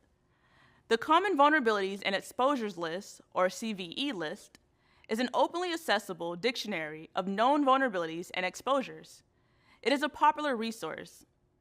Many organizations use the CVE list to find ways to improve their defenses. The CVE list was originally created by MITRE Corporation in 1999. MITRE is a collection of nonprofit research and development centers. They're sponsored by the US government. Their focus is on improving security technologies around the world. The main purpose of the CVE list is to offer a standard way of identifying and categorizing known vulnerabilities and exposures. Most CVEs in the list are reported by independent researchers, technology vendors, and ethical hackers, but anyone can report one. Before a CVE can make it onto the CVE list, it first goes through a strict review process by a CVE numbering authority, or CNA. A CNA is an organization that volunteers to analyze and distribute information on eligible CVEs. All of these groups have an established record of researching vulnerabilities and demonstrating security advisory capabilities. When a vulnerability or exposure is reported to them, a rigorous testing process takes place. The CVE list tests 4 criteria that a vulnerability must have before it's assigned an ID. First, it must be independent of other issues. In other words, the vulnerability should be able to be fixed without having to fix something else. Second, it must be recognized as a potential security risk by whoever reports it. Third, the vulnerability must be submitted with supporting evidence. And finally, the reported vulnerability can only affect one code base, or in other words, only one program source code. For instance, the desktop version of Chrome may be vulnerable, but the Android application may not be. If the reported flaw passes all of these tests, it is assigned a CVE ID. Vulnerabilities added to the CVE list are often reviewed by other online vulnerability databases. These organizations put them through additional tests to reveal how significant the flaws are and to determine what kind of threat they pose. One of the most popular is the NIST National Vulnerabilities Database. The NIST National Vulnerabilities Database uses what's known as the Common Vulnerability Scoring System, or CVSS, which is a measurement system that scores the severity of a vulnerability. Security teams use CVSS as a way of calculating the impact a vulnerability could have on a system. They also use them to determine how quickly a vulnerability should be patched. The NIST National Vulnerabilities Database provides a base score of CVEs on a scale of 0 to 10. Base scores reflect the moment a vulnerability is evaluated, so they don't change over time. In general, a CVSS that scores below a 4.0 is considered to be low risk and doesn't require immediate attention. However, anything above a 9.0 is considered to be a critical risk to company assets that should be addressed right away. Security teams commonly use the CVE list and CVSS scores as part of their vulnerability management strategy. These references provide recommendations for prioritizing security fixes, like installing software updates before patches. Libraries like the CVE list help organizations answer questions. Is a vulnerability dangerous to our business? If so, how soon should we address it? These online libraries bring together diverse perspectives from across the world. Contributing to this effort is one of my favorite parts of working in this field. Keep gaining experience, and I hope you'll participate too. Our exploration of the vulnerability management process so far has been focused on a couple of topics. We've discussed how vulnerabilities influence the design of defenses. We've also talked about how common vulnerabilities are shared. A topic we've yet to cover is how vulnerabilities are found in the first place. Weaknesses and flaws are generally found during a vulnerability assessment. A vulnerability assessment is the internal review process of an organization's security systems. These assessments work similar to the process of identifying and categorizing vulnerabilities on the CVE list. The main difference is an organization's security team performs, evaluates, scores, and fixes them on their own. Security analysts play a key role throughout this process. Overall, the goal of a vulnerability assessment is to identify weak points and prevent attacks. They're also how security teams determine whether their security controls meet regulatory standards. Organizations perform vulnerability assessments a lot. Because companies have so many assets to protect, security teams sometimes need to select which areas to focus on through vulnerability assessments. Once they decide what to focus on, vulnerability assessments typically follow a four-step process. The first step is identification. Here, scanning tools and manual testing are used to find vulnerabilities. During the identification step, the goal is to understand the current state of a security system, like taking a picture of it. A large number of findings usually appear after identification. The next step of the process is vulnerability analysis. During this step, each of the vulnerabilities that were identified are tested. Like being a digital detective, the goal of vulnerability analysis is to find the source of the problem. The third step of the process is risk assessment. During this step of the process, a score is assigned to each vulnerability. This score is assigned based on two factors: how severe the impact would be if the vulnerability were to be exploited, and the likelihood of this happening. Vulnerabilities uncovered during the first two steps of this process often outnumber the people available to fix them. Risk assessments are a way of prioritizing resources to handle the vulnerabilities that need to be addressed based on their score. The fourth and final step of vulnerability assessment is remediation. It's during this step that the vulnerabilities that can impact the organization are addressed. Remediation occurs depending on the severity score assigned during the risk assessment step. This part of the process is normally a joint effort between the security staff and IT teams to come up with the best approach to fixing the vulnerabilities that were uncovered earlier. Examples of remediation steps might include things like enforcing new security procedures, updating operating systems, or implementing system patches. Vulnerability assessments are great for identifying the flaws of a system. Most organizations use them to search for problems before they happen. But how do we know where to search? When we get together again, we'll explore how companies figure this out.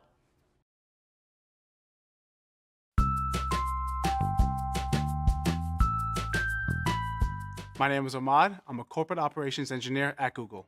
All I do is solve problems. Googlers have problems, they need somebody to talk to, they usually talk to us. If you asked me at 18 years old where I would be now, I would have never told you I'd be working as a security engineer. I would have told you I'd be working in a prison or I'd be working as a police officer, some township, and just working the regular 9-to-5 shift.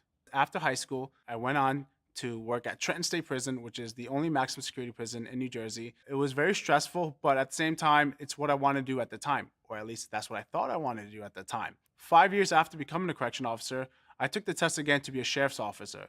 And on the last day of that academy, I decided this wasn't for me. I was tired of being on my face doing push-ups. I was tired of being yelled at. I went home and I did what everybody else would do a Google search. And I saw one for Google and it was a residency program. It was the top of the list. And I applied to it as a joke. I even told my friends at times, like, oh, I'm just gonna apply to this. I'm not gonna get in. I had no reference, no connections. I knew nobody that worked at Google. And within a couple of days, a recruiter reached out to me. She said, I think you're a great fit. You're a career changer. I like your application. I like your resume. I think you'd be a great fit. All the interviews liked my background. They liked that I self-taught. A lot of interviewers were able to relate to me. They said, hey, I did the same thing. From there, I was offered the job and I started my career. When I was in orientation, somebody right next to me was actually the valedictorian of Princeton. Here I am with no college degree, no exposure, no work experience, and I'm in the same company. For career changers, what you have that other people don't have is a different mindset. So you're coming from experience outside of the technical space that you can transfer into the technical space. Don't forget that we all have skill sets that can help you in the field. That's what employers are looking for. That's what hiring managers are looking for. One thing I learned as a correction officer is how to assess risk. Every situation is different, just like the security space. Every risk is different. Every vulnerability is different. Every threat is different. You can teach somebody tech. You can't teach them a life of skills outside of tech. If I were to go back and tell my 18-year-old self one piece of advice, it would be, don't be scared, do it. The career in cybersecurity is very fun. It's very interesting. It'll work your brain. It changed my life. It'll change yours as well. There's a wide range of vulnerabilities in systems that need to be found. Assessing those weaknesses is a time-consuming process. To position themselves ahead of threats and make the most of their limited resources, companies start by understanding the environment surrounding their operations. An important part of this is getting a sense of their attack surface. An attack surface is all the potential vulnerabilities that a threat actor could exploit. Analyzing the attack surface is usually the first thing security teams do. For example, imagine being part of a security team of an old castle. Your team would need to decide how to allocate resources to defenses. Giant walls, stone towers, and wooden gates are a few common security controls of these structures. While these are all designed to protect the assets inside from attacks, they don't exactly account for all the possibilities. What if the castle were near the ocean? If it were, these defenses would be vulnerable to long-range attacks by ship. A proper understanding of the attack surface would mean your security team equipped the castle with catapults that could deal with these kinds of threats. Modern organizations need to concern themselves with both a physical and digital attack surface. The physical attack surface is made up of people and their devices. This surface can be attacked from both inside and outside the organization, which makes it unique. For example, let's consider an unattended laptop in a public space, like a coffee shop. The person responsible for it walked away while sensitive company information was visible on the screen. This information is vulnerable to external threats, like a business competitor who can easily record the information and exploit it. An internal threat of this attack surface, on the other hand, is often angry employees. These employees might share an organization's private information on purpose. In general, the physical attack surface should be filled with obstacles that deter attacks from happening. We call this process security hardening. Security hardening is the process of strengthening a system to reduce its vulnerabilities and attack surface. In other words, hardening is the act of minimizing the attack surface by limiting its points of entry. We do this a lot in security because the smaller the attack surface, the easier it is to protect. In fact, some security controls that we've explored previously, like organization policies and access controls, are common ways that organizations harden their physical attack surface. The digital attack surface is a bit tougher to harden. The digital attack surface includes everything that's beyond an organization's firewall. In other words, it includes anything that connects to an organization online. In the past, organizations stored their data in a single location. This mainly consists of servers that were managed on-site. Accessing the information stored on those servers required connecting to the network the workplace managed. These days, information is accessed outside of an organization's network because it's stored in the cloud. Information can be accessed from anywhere in the world. A person can be in one part of the world, fly to another place, and continue working, all while outside of their organization's network. Cloud computing has essentially expanded the digital attack surface. Quicker access to information is something we all benefit from, but it comes with a cost. Organizations of all sizes are under more pressure to defend against threats coming from different entry points. When we get together next time, we'll explore why this is such a challenge.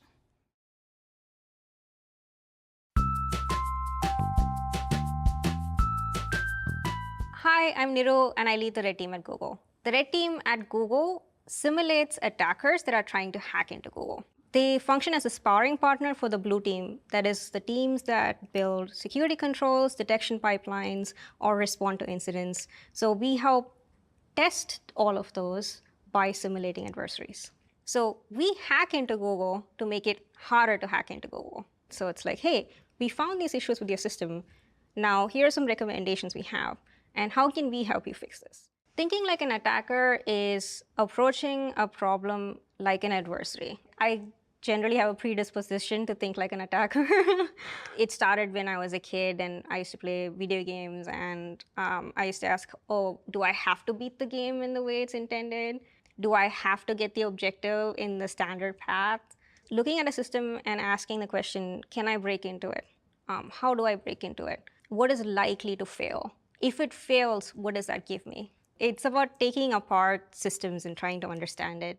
Threat modeling is integral to almost anything a security professional does. It's about challenging assumptions. It's about approaching things from a different perspective. Rather than looking at the system from the perspective of a developer who is thinking about how do I build the system in a way that it works for people, you're putting on the hat of an attacker and saying, if I looked at the system, how would I break into it? It's important for security professionals to think like an attacker because you code more defensively, you build things more defensively, and you break things more offensively. And what that means is you're building in this resilience into the system, and you're building in all these safeguards that are going to help protect the data, the systems, and the people. In order to build my attacker mindset, what I did is I would go pick people's brains. What that means is I can grab time with them and say, hey, how do you approach the system? What are the assumptions you're making? How do you build out the security safeguards that you're thinking about? My advice for people who are trying to build their own attacker mindset is go talk to people, be it in local meetups, in conferences. Find yourself a CTF group and play these competitions with them. See how each person in the team approaches certain things and solves for it. Almost everything we do on a daily basis is online these days, like banking is online, grocery shopping is online, the electricity grid, be it water supplies. All of this has happened in a short span of time. And now people are taking a step back and say, what does that mean for us? And cybersecurity folks are the ones who help make sure these systems are locked down and protected against these adversaries. If you're inquisitive, if you like taking things apart, if you like solving things, if you want to help make things secure, you should join cybersecurity. To defend against attacks, organizations need to have more than just an understanding of the growing digital landscape around them. Positioning themselves ahead of a cyber threat also takes understanding the type of attacks that can be used against them. Last time, we began exploring how the cloud has expanded the digital attack surface that organizations protect. As a result, cloud computing has led to an increase in the number of attack vectors available. Attack vectors refer to the pathways attackers use to penetrate security defenses. Like the doors and windows of a home, these pathways are the exploitable features of an attack surface. One example of an attack vector would be social media. Another would be removable media like a USB drive. Most people outside of security assume that cybercriminals are the only ones out there exploiting attack vectors. While attack vectors are used by malicious hackers to steal information, other groups use them too. For example, employees occasionally exploit attack vectors unintentionally. This happens a lot with social media platforms. Sometimes employees post sensitive company news that shouldn't have been shared. At times, this same kind of thing happens on purpose. Social media platforms are also vectors that disgruntled employees use to intentionally share confidential information that can harm the company. We all treat attack vectors as critical risks to asset security. Attackers typically put forward a lot of effort planning their attacks before carrying them out. It's up to us as security professionals to put an even greater amount of effort into stopping them. Security teams do this by thinking of each vector with an attacker mindset. This starts with a simple question: how would we exploit this vector? We then go through a step-by-step process to answer our question. First, when practicing an attacker mindset, we identify a target.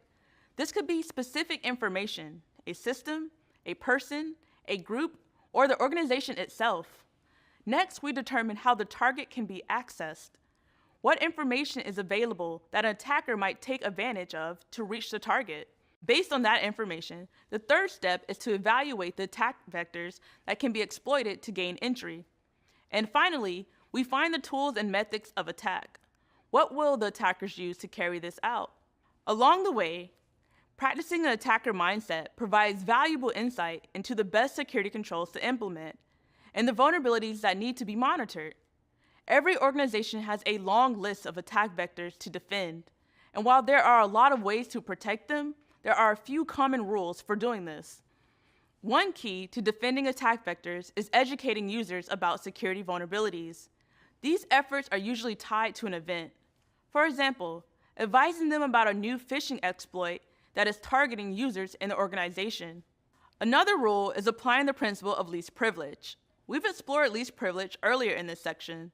It's the idea that access rights should be limited to what's required to perform a task. Like we previously explored, this practice closes multiple security holes inside an organization's attack surface. Next, using the right security controls and tools can go a long way towards defending attack vectors. Even the most knowledgeable employees make security mistakes, like accidentally clicking on a malicious link in an email. Having the right security tools in place, like antivirus software, helps to defend attack vectors more efficiently and reduce the risk of human error. Last but not least is building a diverse security team. This is one of the best ways to reduce the risk of attack vectors and prevent future attacks. Your own unique perspective can greatly improve a security team's ability to apply an attacker's mindset and stay one step ahead of potential threats. Keeping yourself informed is always important in this field. You're already off to a great start, so keep up the good work. Here we are at the end of this section. Can you believe it?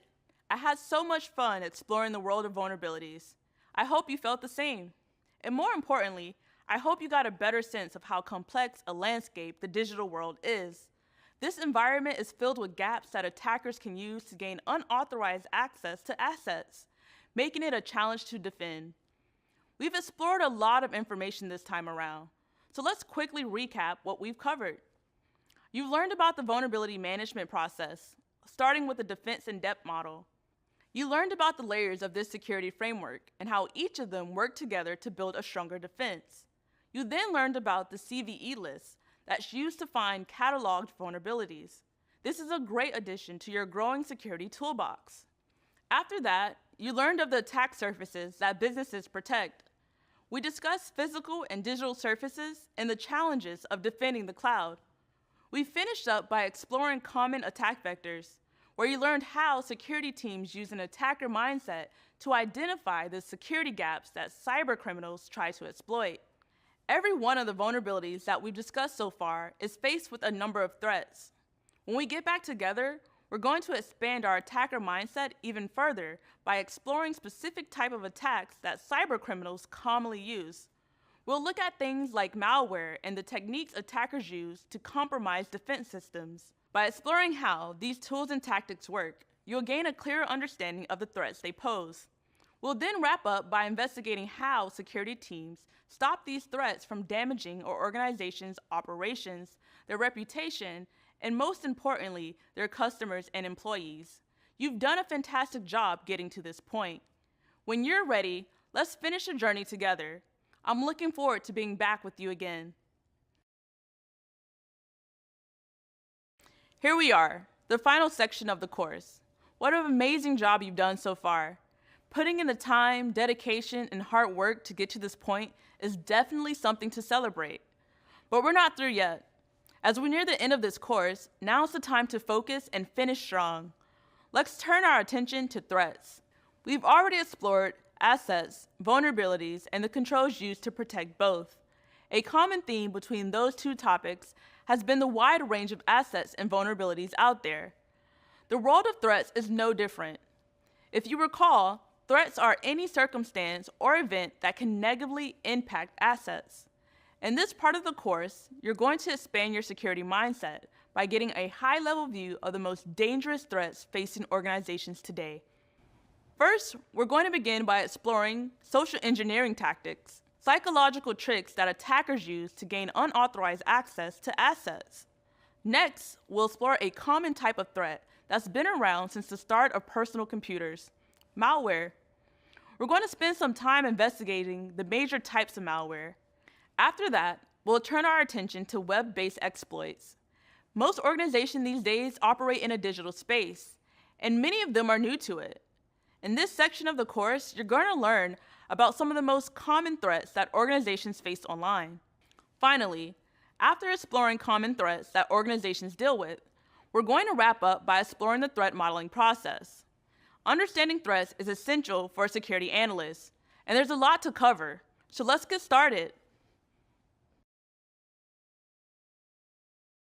When you hear the word cybercriminal, what comes to mind? You may imagine a hacker hunched over a computer in a dark room. If this is what came to mind, you're not alone. In fact, this is what most people outside of security think of. But online criminals aren't always that different from those operating in the real world. Malicious hackers are just one type of online criminal. They are a specific kind that relies on sophisticated computer programming skills to pull off their attacks. There are other ways to commit crimes that don't require programming skills. Sometimes criminals rely on a more traditional approach, manipulation. Social engineering is a manipulation technique that exploits human error to gain private information, access, or valuables. These tactics trick people into breaking normal security procedures on the attacker's behalf. This can lead to data exposures, widespread malware infections, or unauthorized access to restricted systems. Social engineering attacks can happen anywhere. They happen online, in person, and through other interactions. Threat actors use many different tactics to carry out their attacks. Some attacks can take a matter of seconds to perform.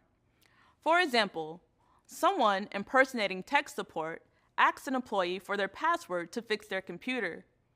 Other attacks can take months or longer, such as threat actors monitoring an employee's social media. The employee might post a comment saying they've gotten a temporary position in a new role at the company. An attacker might use an opportunity like this to target the temporary worker, who is likely to be less knowledgeable about security procedures. Regardless of the time frame, knowing what to look for can help you quickly identify and stop an attack in its tracks.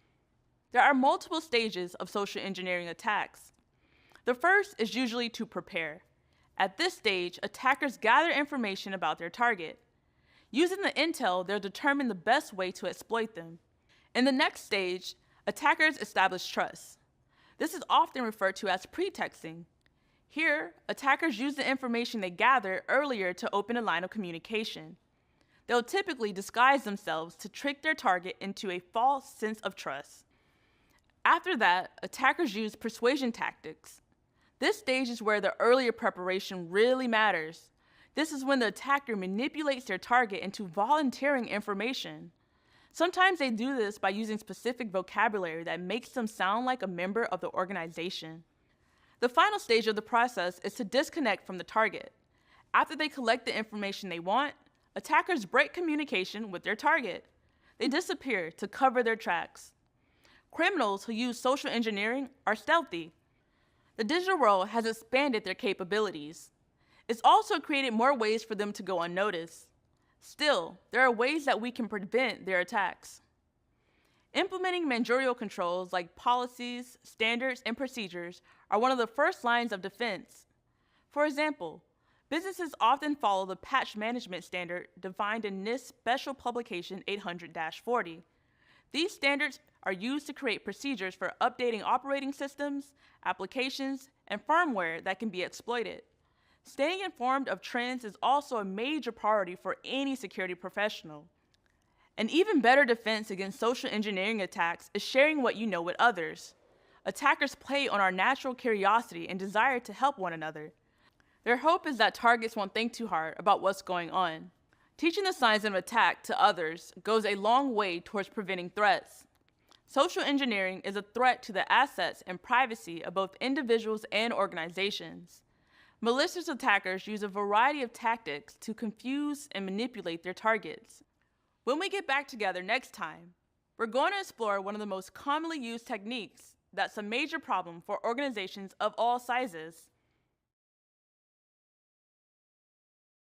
Cybercriminals prefer attacks that do the most amount of damage with the least amount of effort.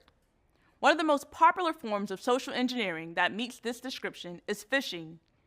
Phishing is the use of digital communications to trick people into revealing sensitive data or deploying malicious software. Phishing leverages many communication technologies, but the term is mainly used to describe attacks that arrive by email. Phishing attacks don't just affect individuals. They are also harmful to organizations. A single employee that falls for one of these tricks can give malicious attackers access to systems. Once inside, attackers can exploit sensitive data like customer names and product secrets. Attackers who carry out these attacks commonly use phishing kits. A phishing kit is a collection of software tools needed to launch a phishing campaign. People with little technical background can use one of these kits. Each of the tools inside are designed to avoid detection. As a security professional, you should be aware of the three main tools inside a phishing kit so that you can quickly identify when they're being used and put a stop to it. The first is malicious attachments. These are files that are infected and can cause harm to the organization's systems. Phishing kits also include fake data collection forms. These forms look like legitimate forms, like a survey. Unlike a real survey, they ask for sensitive information that isn't normally asked for in an email. The third resource they include are fraudulent web links. These open to malicious web pages that are designed to look like trusted brands. Unlike actual websites, these fraudulent sites are built to steal information, like login credentials. Cybercriminals can use these tools to launch a phishing attack in many forms. The most common is through malicious emails. However, they can use them in other forms of communication too. Most recently, cybercriminals are using smishing and vishing to trick people into revealing private information. Smishing is the use of text messages to obtain sensitive information or to impersonate a known source. You probably received these type of messages before. Not only are smishing messages annoying to receive, they're also difficult to prevent. That's why some attackers send them. Some smishing messages are easy to detect. They might show signs of being malicious, like promising a cash reward for clicking an attached link that shouldn't be clicked. Other times, smishing is hard to spot. Attackers sometimes use local area codes to appear legitimate. Some hackers can even send messages disguised as friends and families of their target to fool them into disclosing sensitive information. Vishing is the exploitation of electronic voice communication to obtain sensitive information or impersonate a known source. During vishing attacks, criminals pretend to be someone they're not. For example, attackers might call pretending to be a company representative. They might claim that there's a problem with your account, and they can offer to fix it if you provide them with sensitive information. Most organizations use a few basic security measures to prevent these and any other types of phishing attacks from becoming a problem. For example, anti-phishing policies spread awareness and encourage users to follow data security procedures correctly. Employee training resources also help inform employees about things to look for when an email looks suspicious. Another line of defense against phishing is securing email inboxes. Email filters are commonly used to keep harmful messages from reaching users. For example, specific email addresses can be blocked using a block list.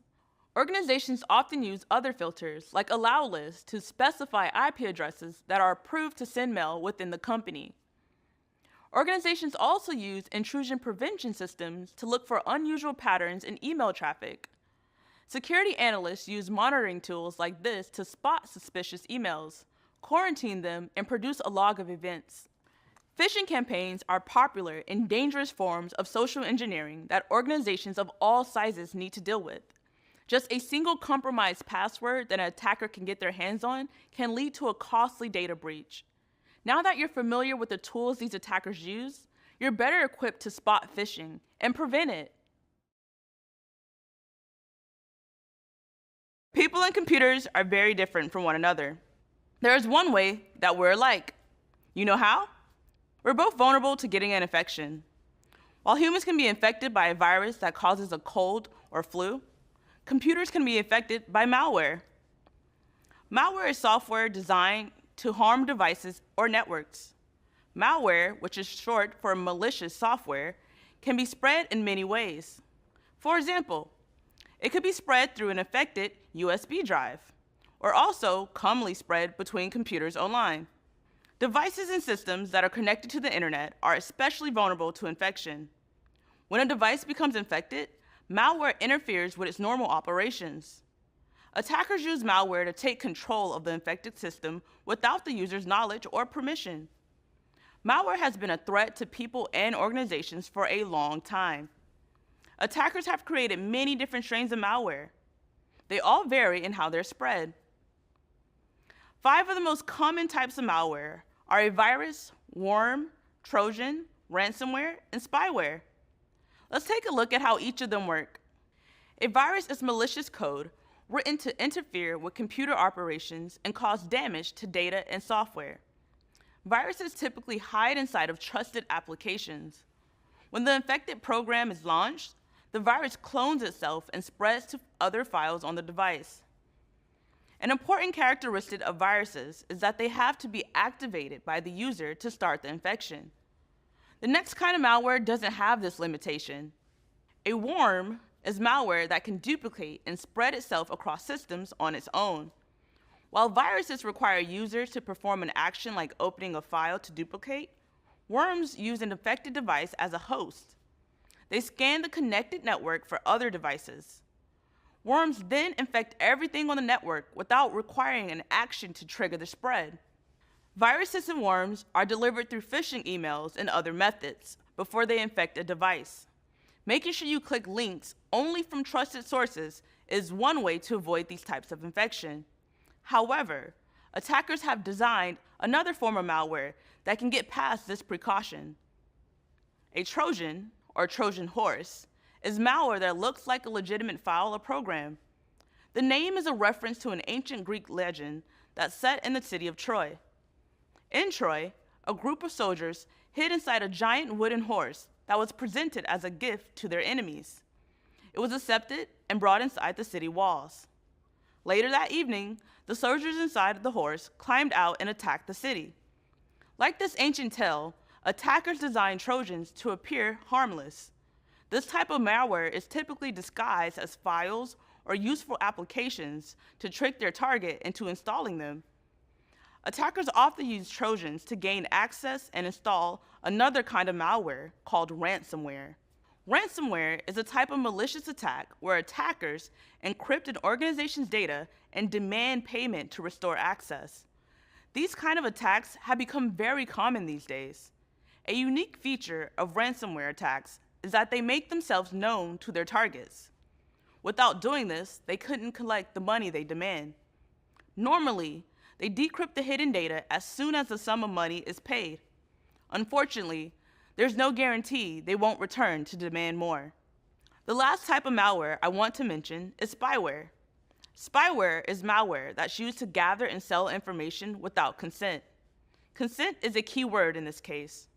Organizations also collect information about their customers, like their browsing habits and purchase history. However, they always give their customers the ability to opt out. Cybercriminals, on the other hand, use spyware to steal information. They use spyware attacks to collect data like login credentials, account pins, and other types of sensitive information for their own personal gain. There are many other types of malware besides these, and new forms are always evolving. They all pose a serious risk to individuals and organizations. Next time, we'll explore how security teams detect and remove these kinds of threats. Malware has been around nearly as long as computers. In its earliest forms, it was used by troublemakers as a form of digital vandalism.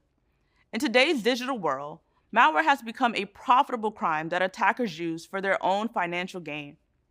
As a security professional, it's important that you remain aware of the latest evolutions. Let's take a closer look at one way malware has evolved. We'll then use this example to consider how malware can be spotted and how you can proactively protect against malware.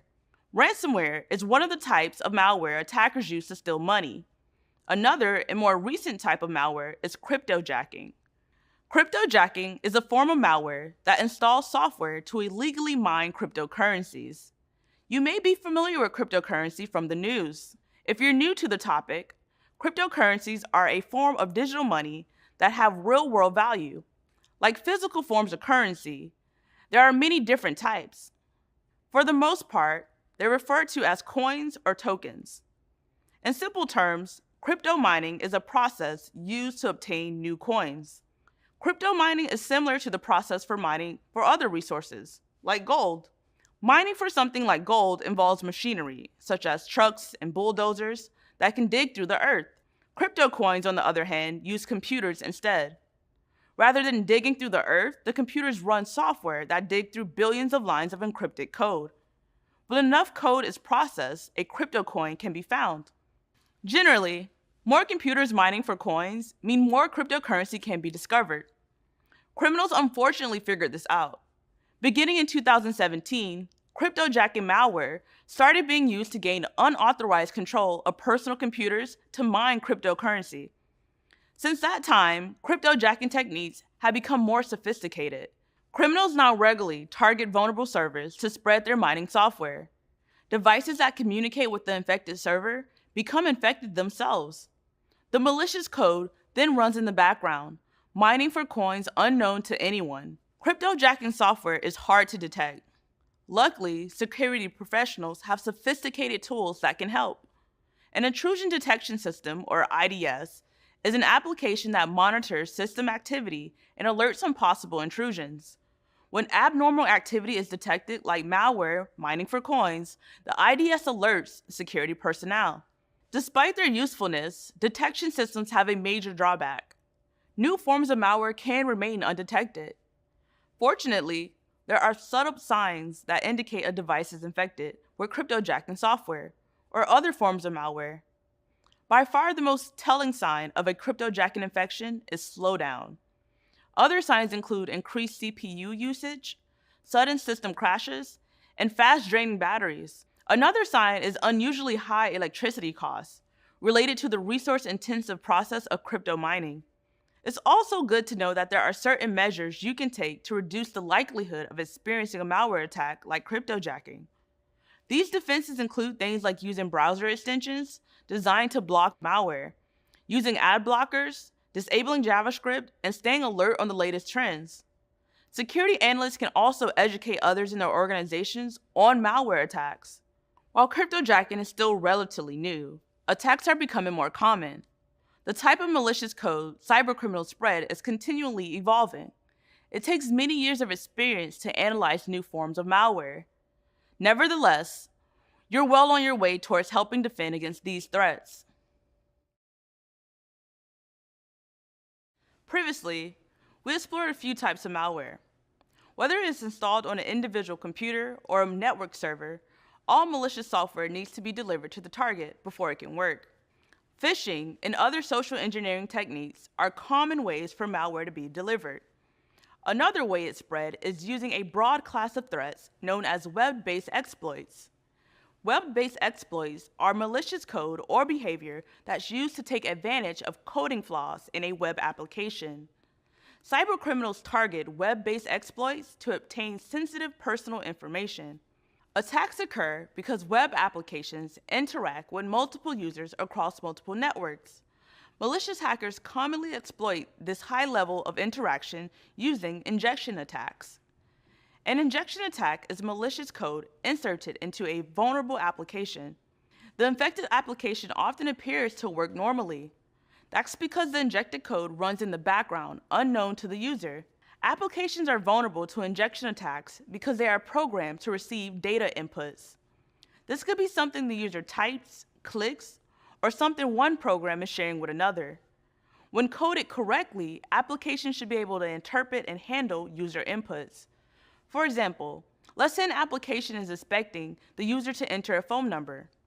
This application should validate the input from the user to make sure the data is all numbers and not more than 10 digits.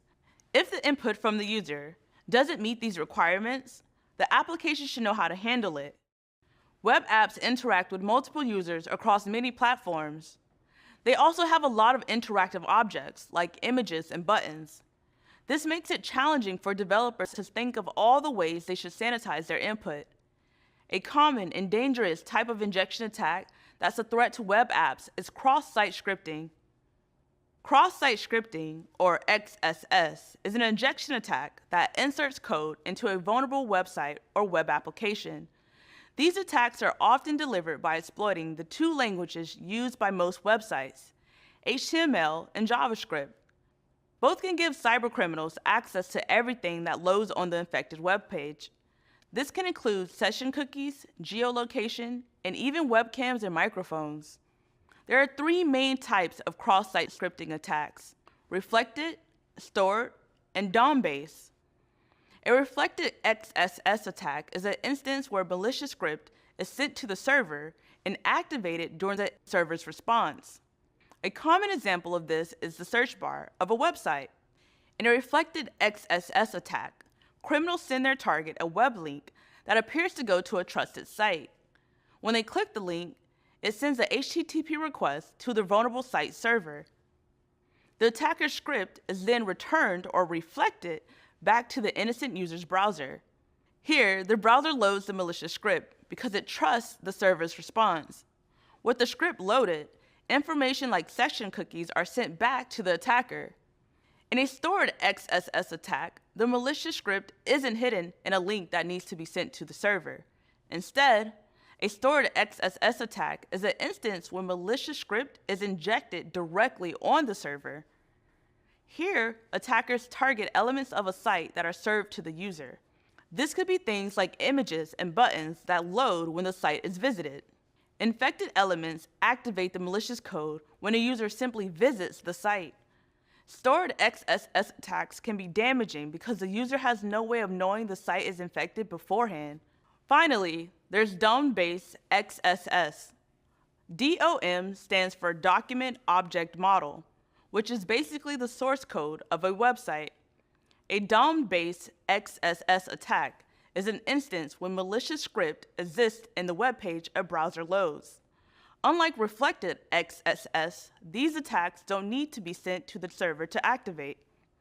In a DOM-based attack, a malicious script can be seen in the URL. In this example, the website's URL contains parameter values. The parameter values reflect input from the user. Here, the site allows users to select color themes. When the user makes a selection, it appears as part of the URL.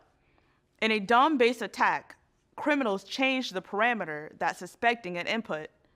For example, they could hide malicious JavaScript in the HTML tags. The browser would process the HTML and execute the JavaScript. Hackers use these methods of cross-site scripting to steal sensitive information. Security analysts should be familiar with this group of injection attacks. However, they're not the only ones, as we'll discover next time.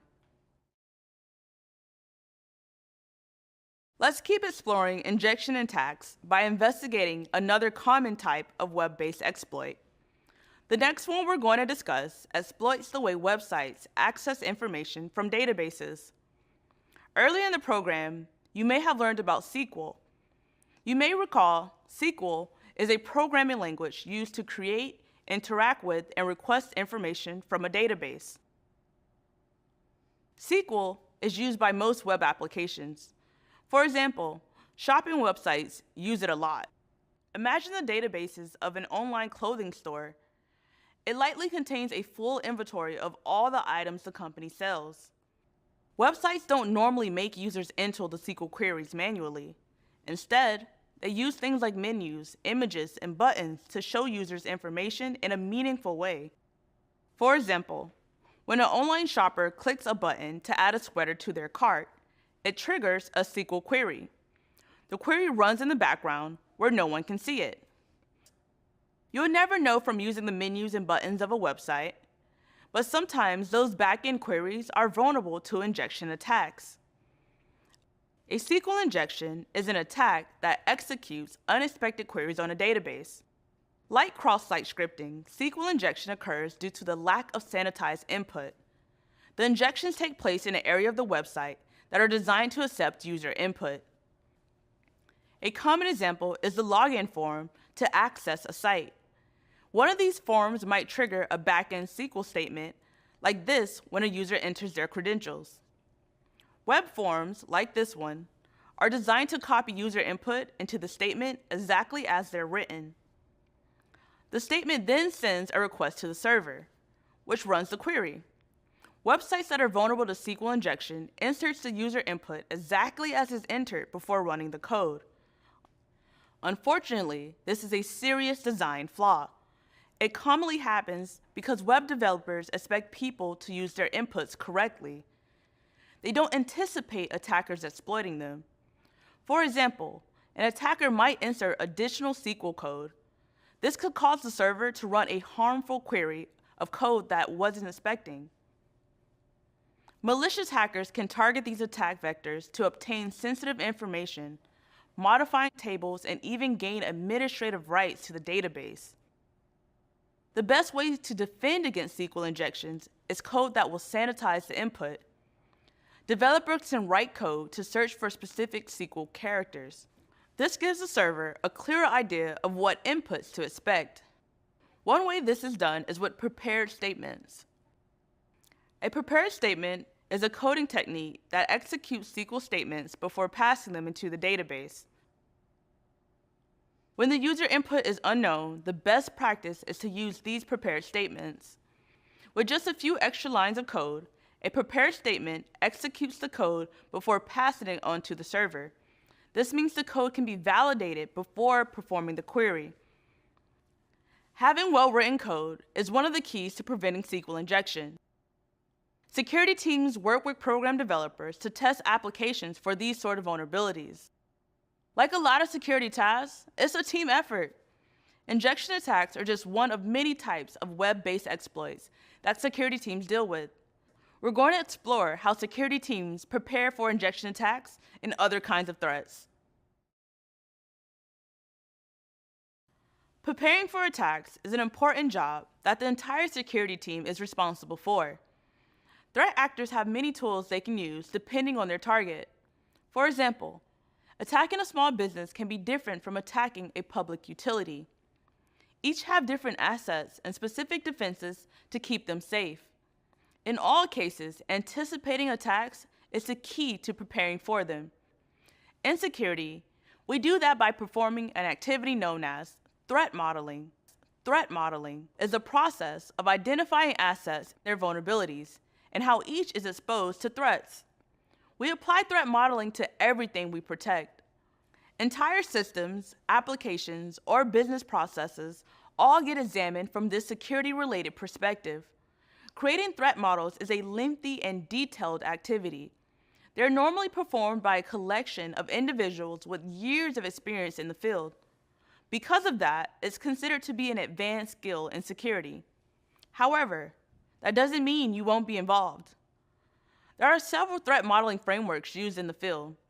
Some are better suited for network security, others are better for things like information security or application development. In general, there are 6 steps of a threat model. The first is to define the scope of the model. At this stage, the team determines what they're building by creating an inventory of assets and classifying them. The second step is to identify threats. Here, the team defines all potential threat actors.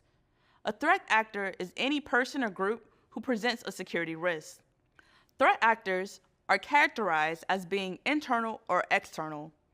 For example, an internal threat actor could be an employee who intentionally exposed an asset to harm. An example of an external threat actor could be a malicious hacker or a competing business. After threat actors have been identified, the team puts together what's known as an attack tree. An attack tree is a diagram that maps threats to assets. The team tries to be as detailed as possible when constructing this diagram before moving on. Step 3 of the threat modeling process is to characterize the environment. Here, the team applies an attacker mindset to the business. They consider how the customers and employees interact with the environment. Other factors they consider are external partners and third-party vendors. At step 4, their objective is to analyze threats. Here, the team works together to examine existing protections and identify gaps. They then rank threats according to their risk score that they assign. During step 5, the team decides how to mitigate risks. At this point, the group creates their plan for defending against threats. The choices here are to avoid risks, transfer it, reduce it, or accept it. The 6th and final step is to evaluate findings. At this stage, everything that was done during the exercise is documented. Fixes are applied, and the team makes note of any successes they had. They also record any lessons learned so they can inform how they approach future threat models. That's an overview of the general threat modeling process. What we explored was just one of many methods that exist.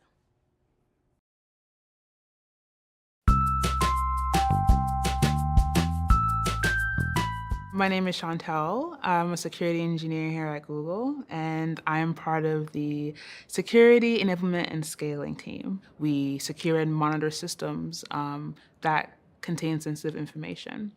My background, initially I was going to be a heart surgeon, and then I took chemistry, I took Chem 1, and I was like, nah, that's not happening. So my interest in cybersecurity came from a TV show called Mr. Robot. It's about a vigilante hacker trying to save the world. And from there, that kind of piqued my interest in security, and it served as a great foundation. Valuing diversity and security is important because we're exposed to a broad range of thinking. That helps to inspire a lot of creative ideas and different perspectives and different ways of tackling a problem. And that kind of like leads us forward into being better security engineers. Our manager, Lauren, always steps in to tell us, don't be so quick to find a solution. Don't be so quick to solve the problems yourselves. We have a wide range of security engineers and connections to our disposal. And she encourages us to go out and seek them out, and then to come back and then have us settle in and brainstorm all of these ideas that we've collected after we've went out and tried to find it. We've ultimately almost always come up with the best possible outcome that we can ever come up with. My advice for people to get into the industry is get out there and be proactive. I would definitely suggest Hack the Box or try me, hack.com. I definitely recommend joining up the security community on Twitter. There's a huge security community on Twitter right now that shares a bunch of like resources, opportunities, job positions, and are definitely open to talking to anyone that's interested in getting into the field but just don't know how. I recommend security as a career, definitely. I think that for me personally, I was able to tap into my rebel side a lot in security. I found I was able to express myself a bit more in security. It's just a whole ball of goodness. Let's finish exploring threat modeling by taking a look at real-world scenarios.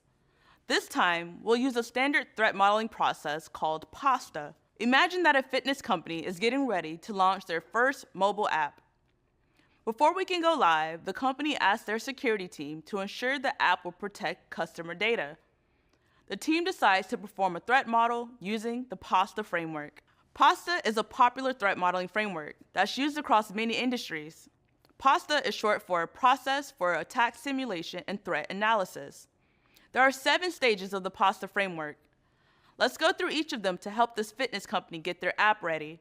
Stage 1 of the PASTA threat model framework is to define business and security objectives.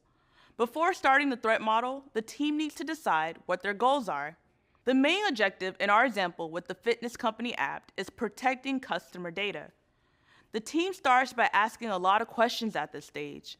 They'll need to understand things like how personally identifiable information is handled. Answering these questions is a key to evaluating the impact of threats that they'll find along the way. Stage 2 of the PASTA framework is to define the technical scope. Here, the team's focus is to identify the application components that must be evaluated. This is what we discussed earlier as the attack surface. For a mobile app, this will include technology that's involved while data is at rest and in use. This includes network protocols, security controls, and other data interactions. At stage 3 of PASTA, the team's job is to decompose the application. In other words, we need to identify the existing controls that will protect user data from threats. This normally means working with the application developers to produce a data flow diagram. A diagram like this would show how data gets from a user's device to the company's database. It would also identify the controls in place to protect this data along the way. Stage 4 PASTA is next. The focus here is to perform a threat analysis. This is where the team gets into their attacker mindset. Here, research is done to collect the most up-to-date information on the type of attacks being used. Like other technologies, mobile apps have many attack vectors. These change regularly, so the team would reference resources to stay up to date. Stage 5 of PASTA is performing a vulnerability analysis. In this stage, the team more deeply investigates potential vulnerabilities by considering the root of the problem. Next is stage 6 of PASTA, where the team conducts attack modeling. This is where the team tests the vulnerabilities that were analyzed in stage 5 by simulating attacks. The team does this by creating an attack tree, which looks like a flow chart. For example, an attack tree for our mobile app might look like this. Customer information like usernames and passwords is a target. This data is normally stored in a database. We've learned that databases are vulnerable to attacks like SQL injection. So we will add this attack vector to our attack tree. A threat actor might exploit vulnerabilities caused by unsanitized inputs to attack this vector. The security team uses attack trees like this to identify attack vectors that need to be tested to validate threats. This is just one branch of this attack tree.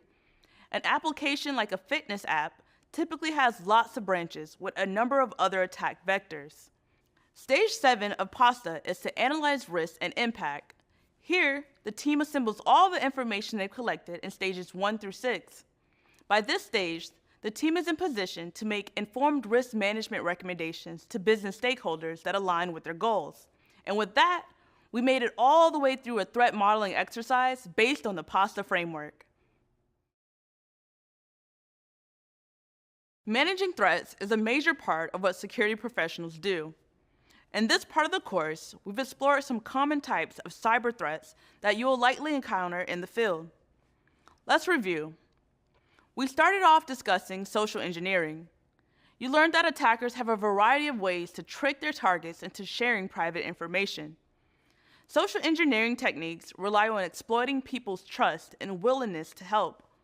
Phishing attacks are one of the most common ways that attackers go about manipulating their targets. Next, we explored malware. Here, we discussed the major classes of malware like viruses, trojans, and worms. You learned how to spot signs of infection. You also learned how malware has evolved and become more sophisticated over the years. After that, we turned our attention to web-based exploits, specifically injection attacks. You learned about cross-site scripting and SQL injection, two of the most common types of attacks facing organizations online. We discussed how each of these attacks are carried out. You also learned about how web applications can be protected from malicious code. Finally, we explored the threat modeling process. You learned the process that security teams use to perform these exercises. Unfortunately, cyber attacks and security breaches are a reality that we're challenged with on a regular basis. However, being aware of the type of threats that exist and the threat modeling process provides an important foundation for your work as a security analyst. Congratulations on making it through the end of this course. I can hardly believe our time together is over. Before moving on in the certificate program, I'd like to reflect on all the amazing progress you've made. When we started, you were introduced to a wide range of assets organizations protect. Our primary focus was information security, specifically digital information. Here, you learned how asset classification helps security teams focus their efforts and prioritize resources. We explored digital assets and the 3 states of data. We also learned how policies, standards, and procedures can mitigate organizational risks. Our focus on the NIST cybersecurity framework introduced you to a commonly used framework for managing risks. Afterwards, you learned about fundamental security systems and controls. You got to explore technology like encryption that's used to protect data in all its states. You also learned how technologies like public key infrastructure and digital certificates are used to maintain the confidentiality, integrity, and availability of information online. And you also explored access controls that make up the authentication, authorization, and accounting framework. Next, we explored common vulnerabilities in systems. During this part of the course, you got an inside look into how security teams position themselves ahead of attacks. We explored the defense in depth strategy that's applied to protect information as it's exchanged between parties online. You also learned about the common vulnerability and exposures list, the vulnerability assessment process, and attack surfaces and attack vectors. We then explored the major threats to asset security, like social engineering, malware, and web-based exploits. Together, we discussed how these attacks are carried out and the ways security teams prevent them from doing damage. We then finished up by exploring the process of threat modeling. We covered so much. I really appreciate your effort through it all. When I first started my career in security, my goal was to learn, network, and embrace any opportunity. I was able to attend security conferences, receive job tips, earned references, and volunteered to gain experience. At that time, I would have never imagined that I'd be here teaching what I've learned to others. That just goes to show you, your security journey is only just beginning. While our time together is over, we covered a lot of complex topics, many of which are areas of specialization in security. With the foundation you built here, you have a wide range of possibilities to continue growing in the field. I'm so glad to have played a part in this step along your journey into the world of security, and I wish you all the best as you continue forward along your path.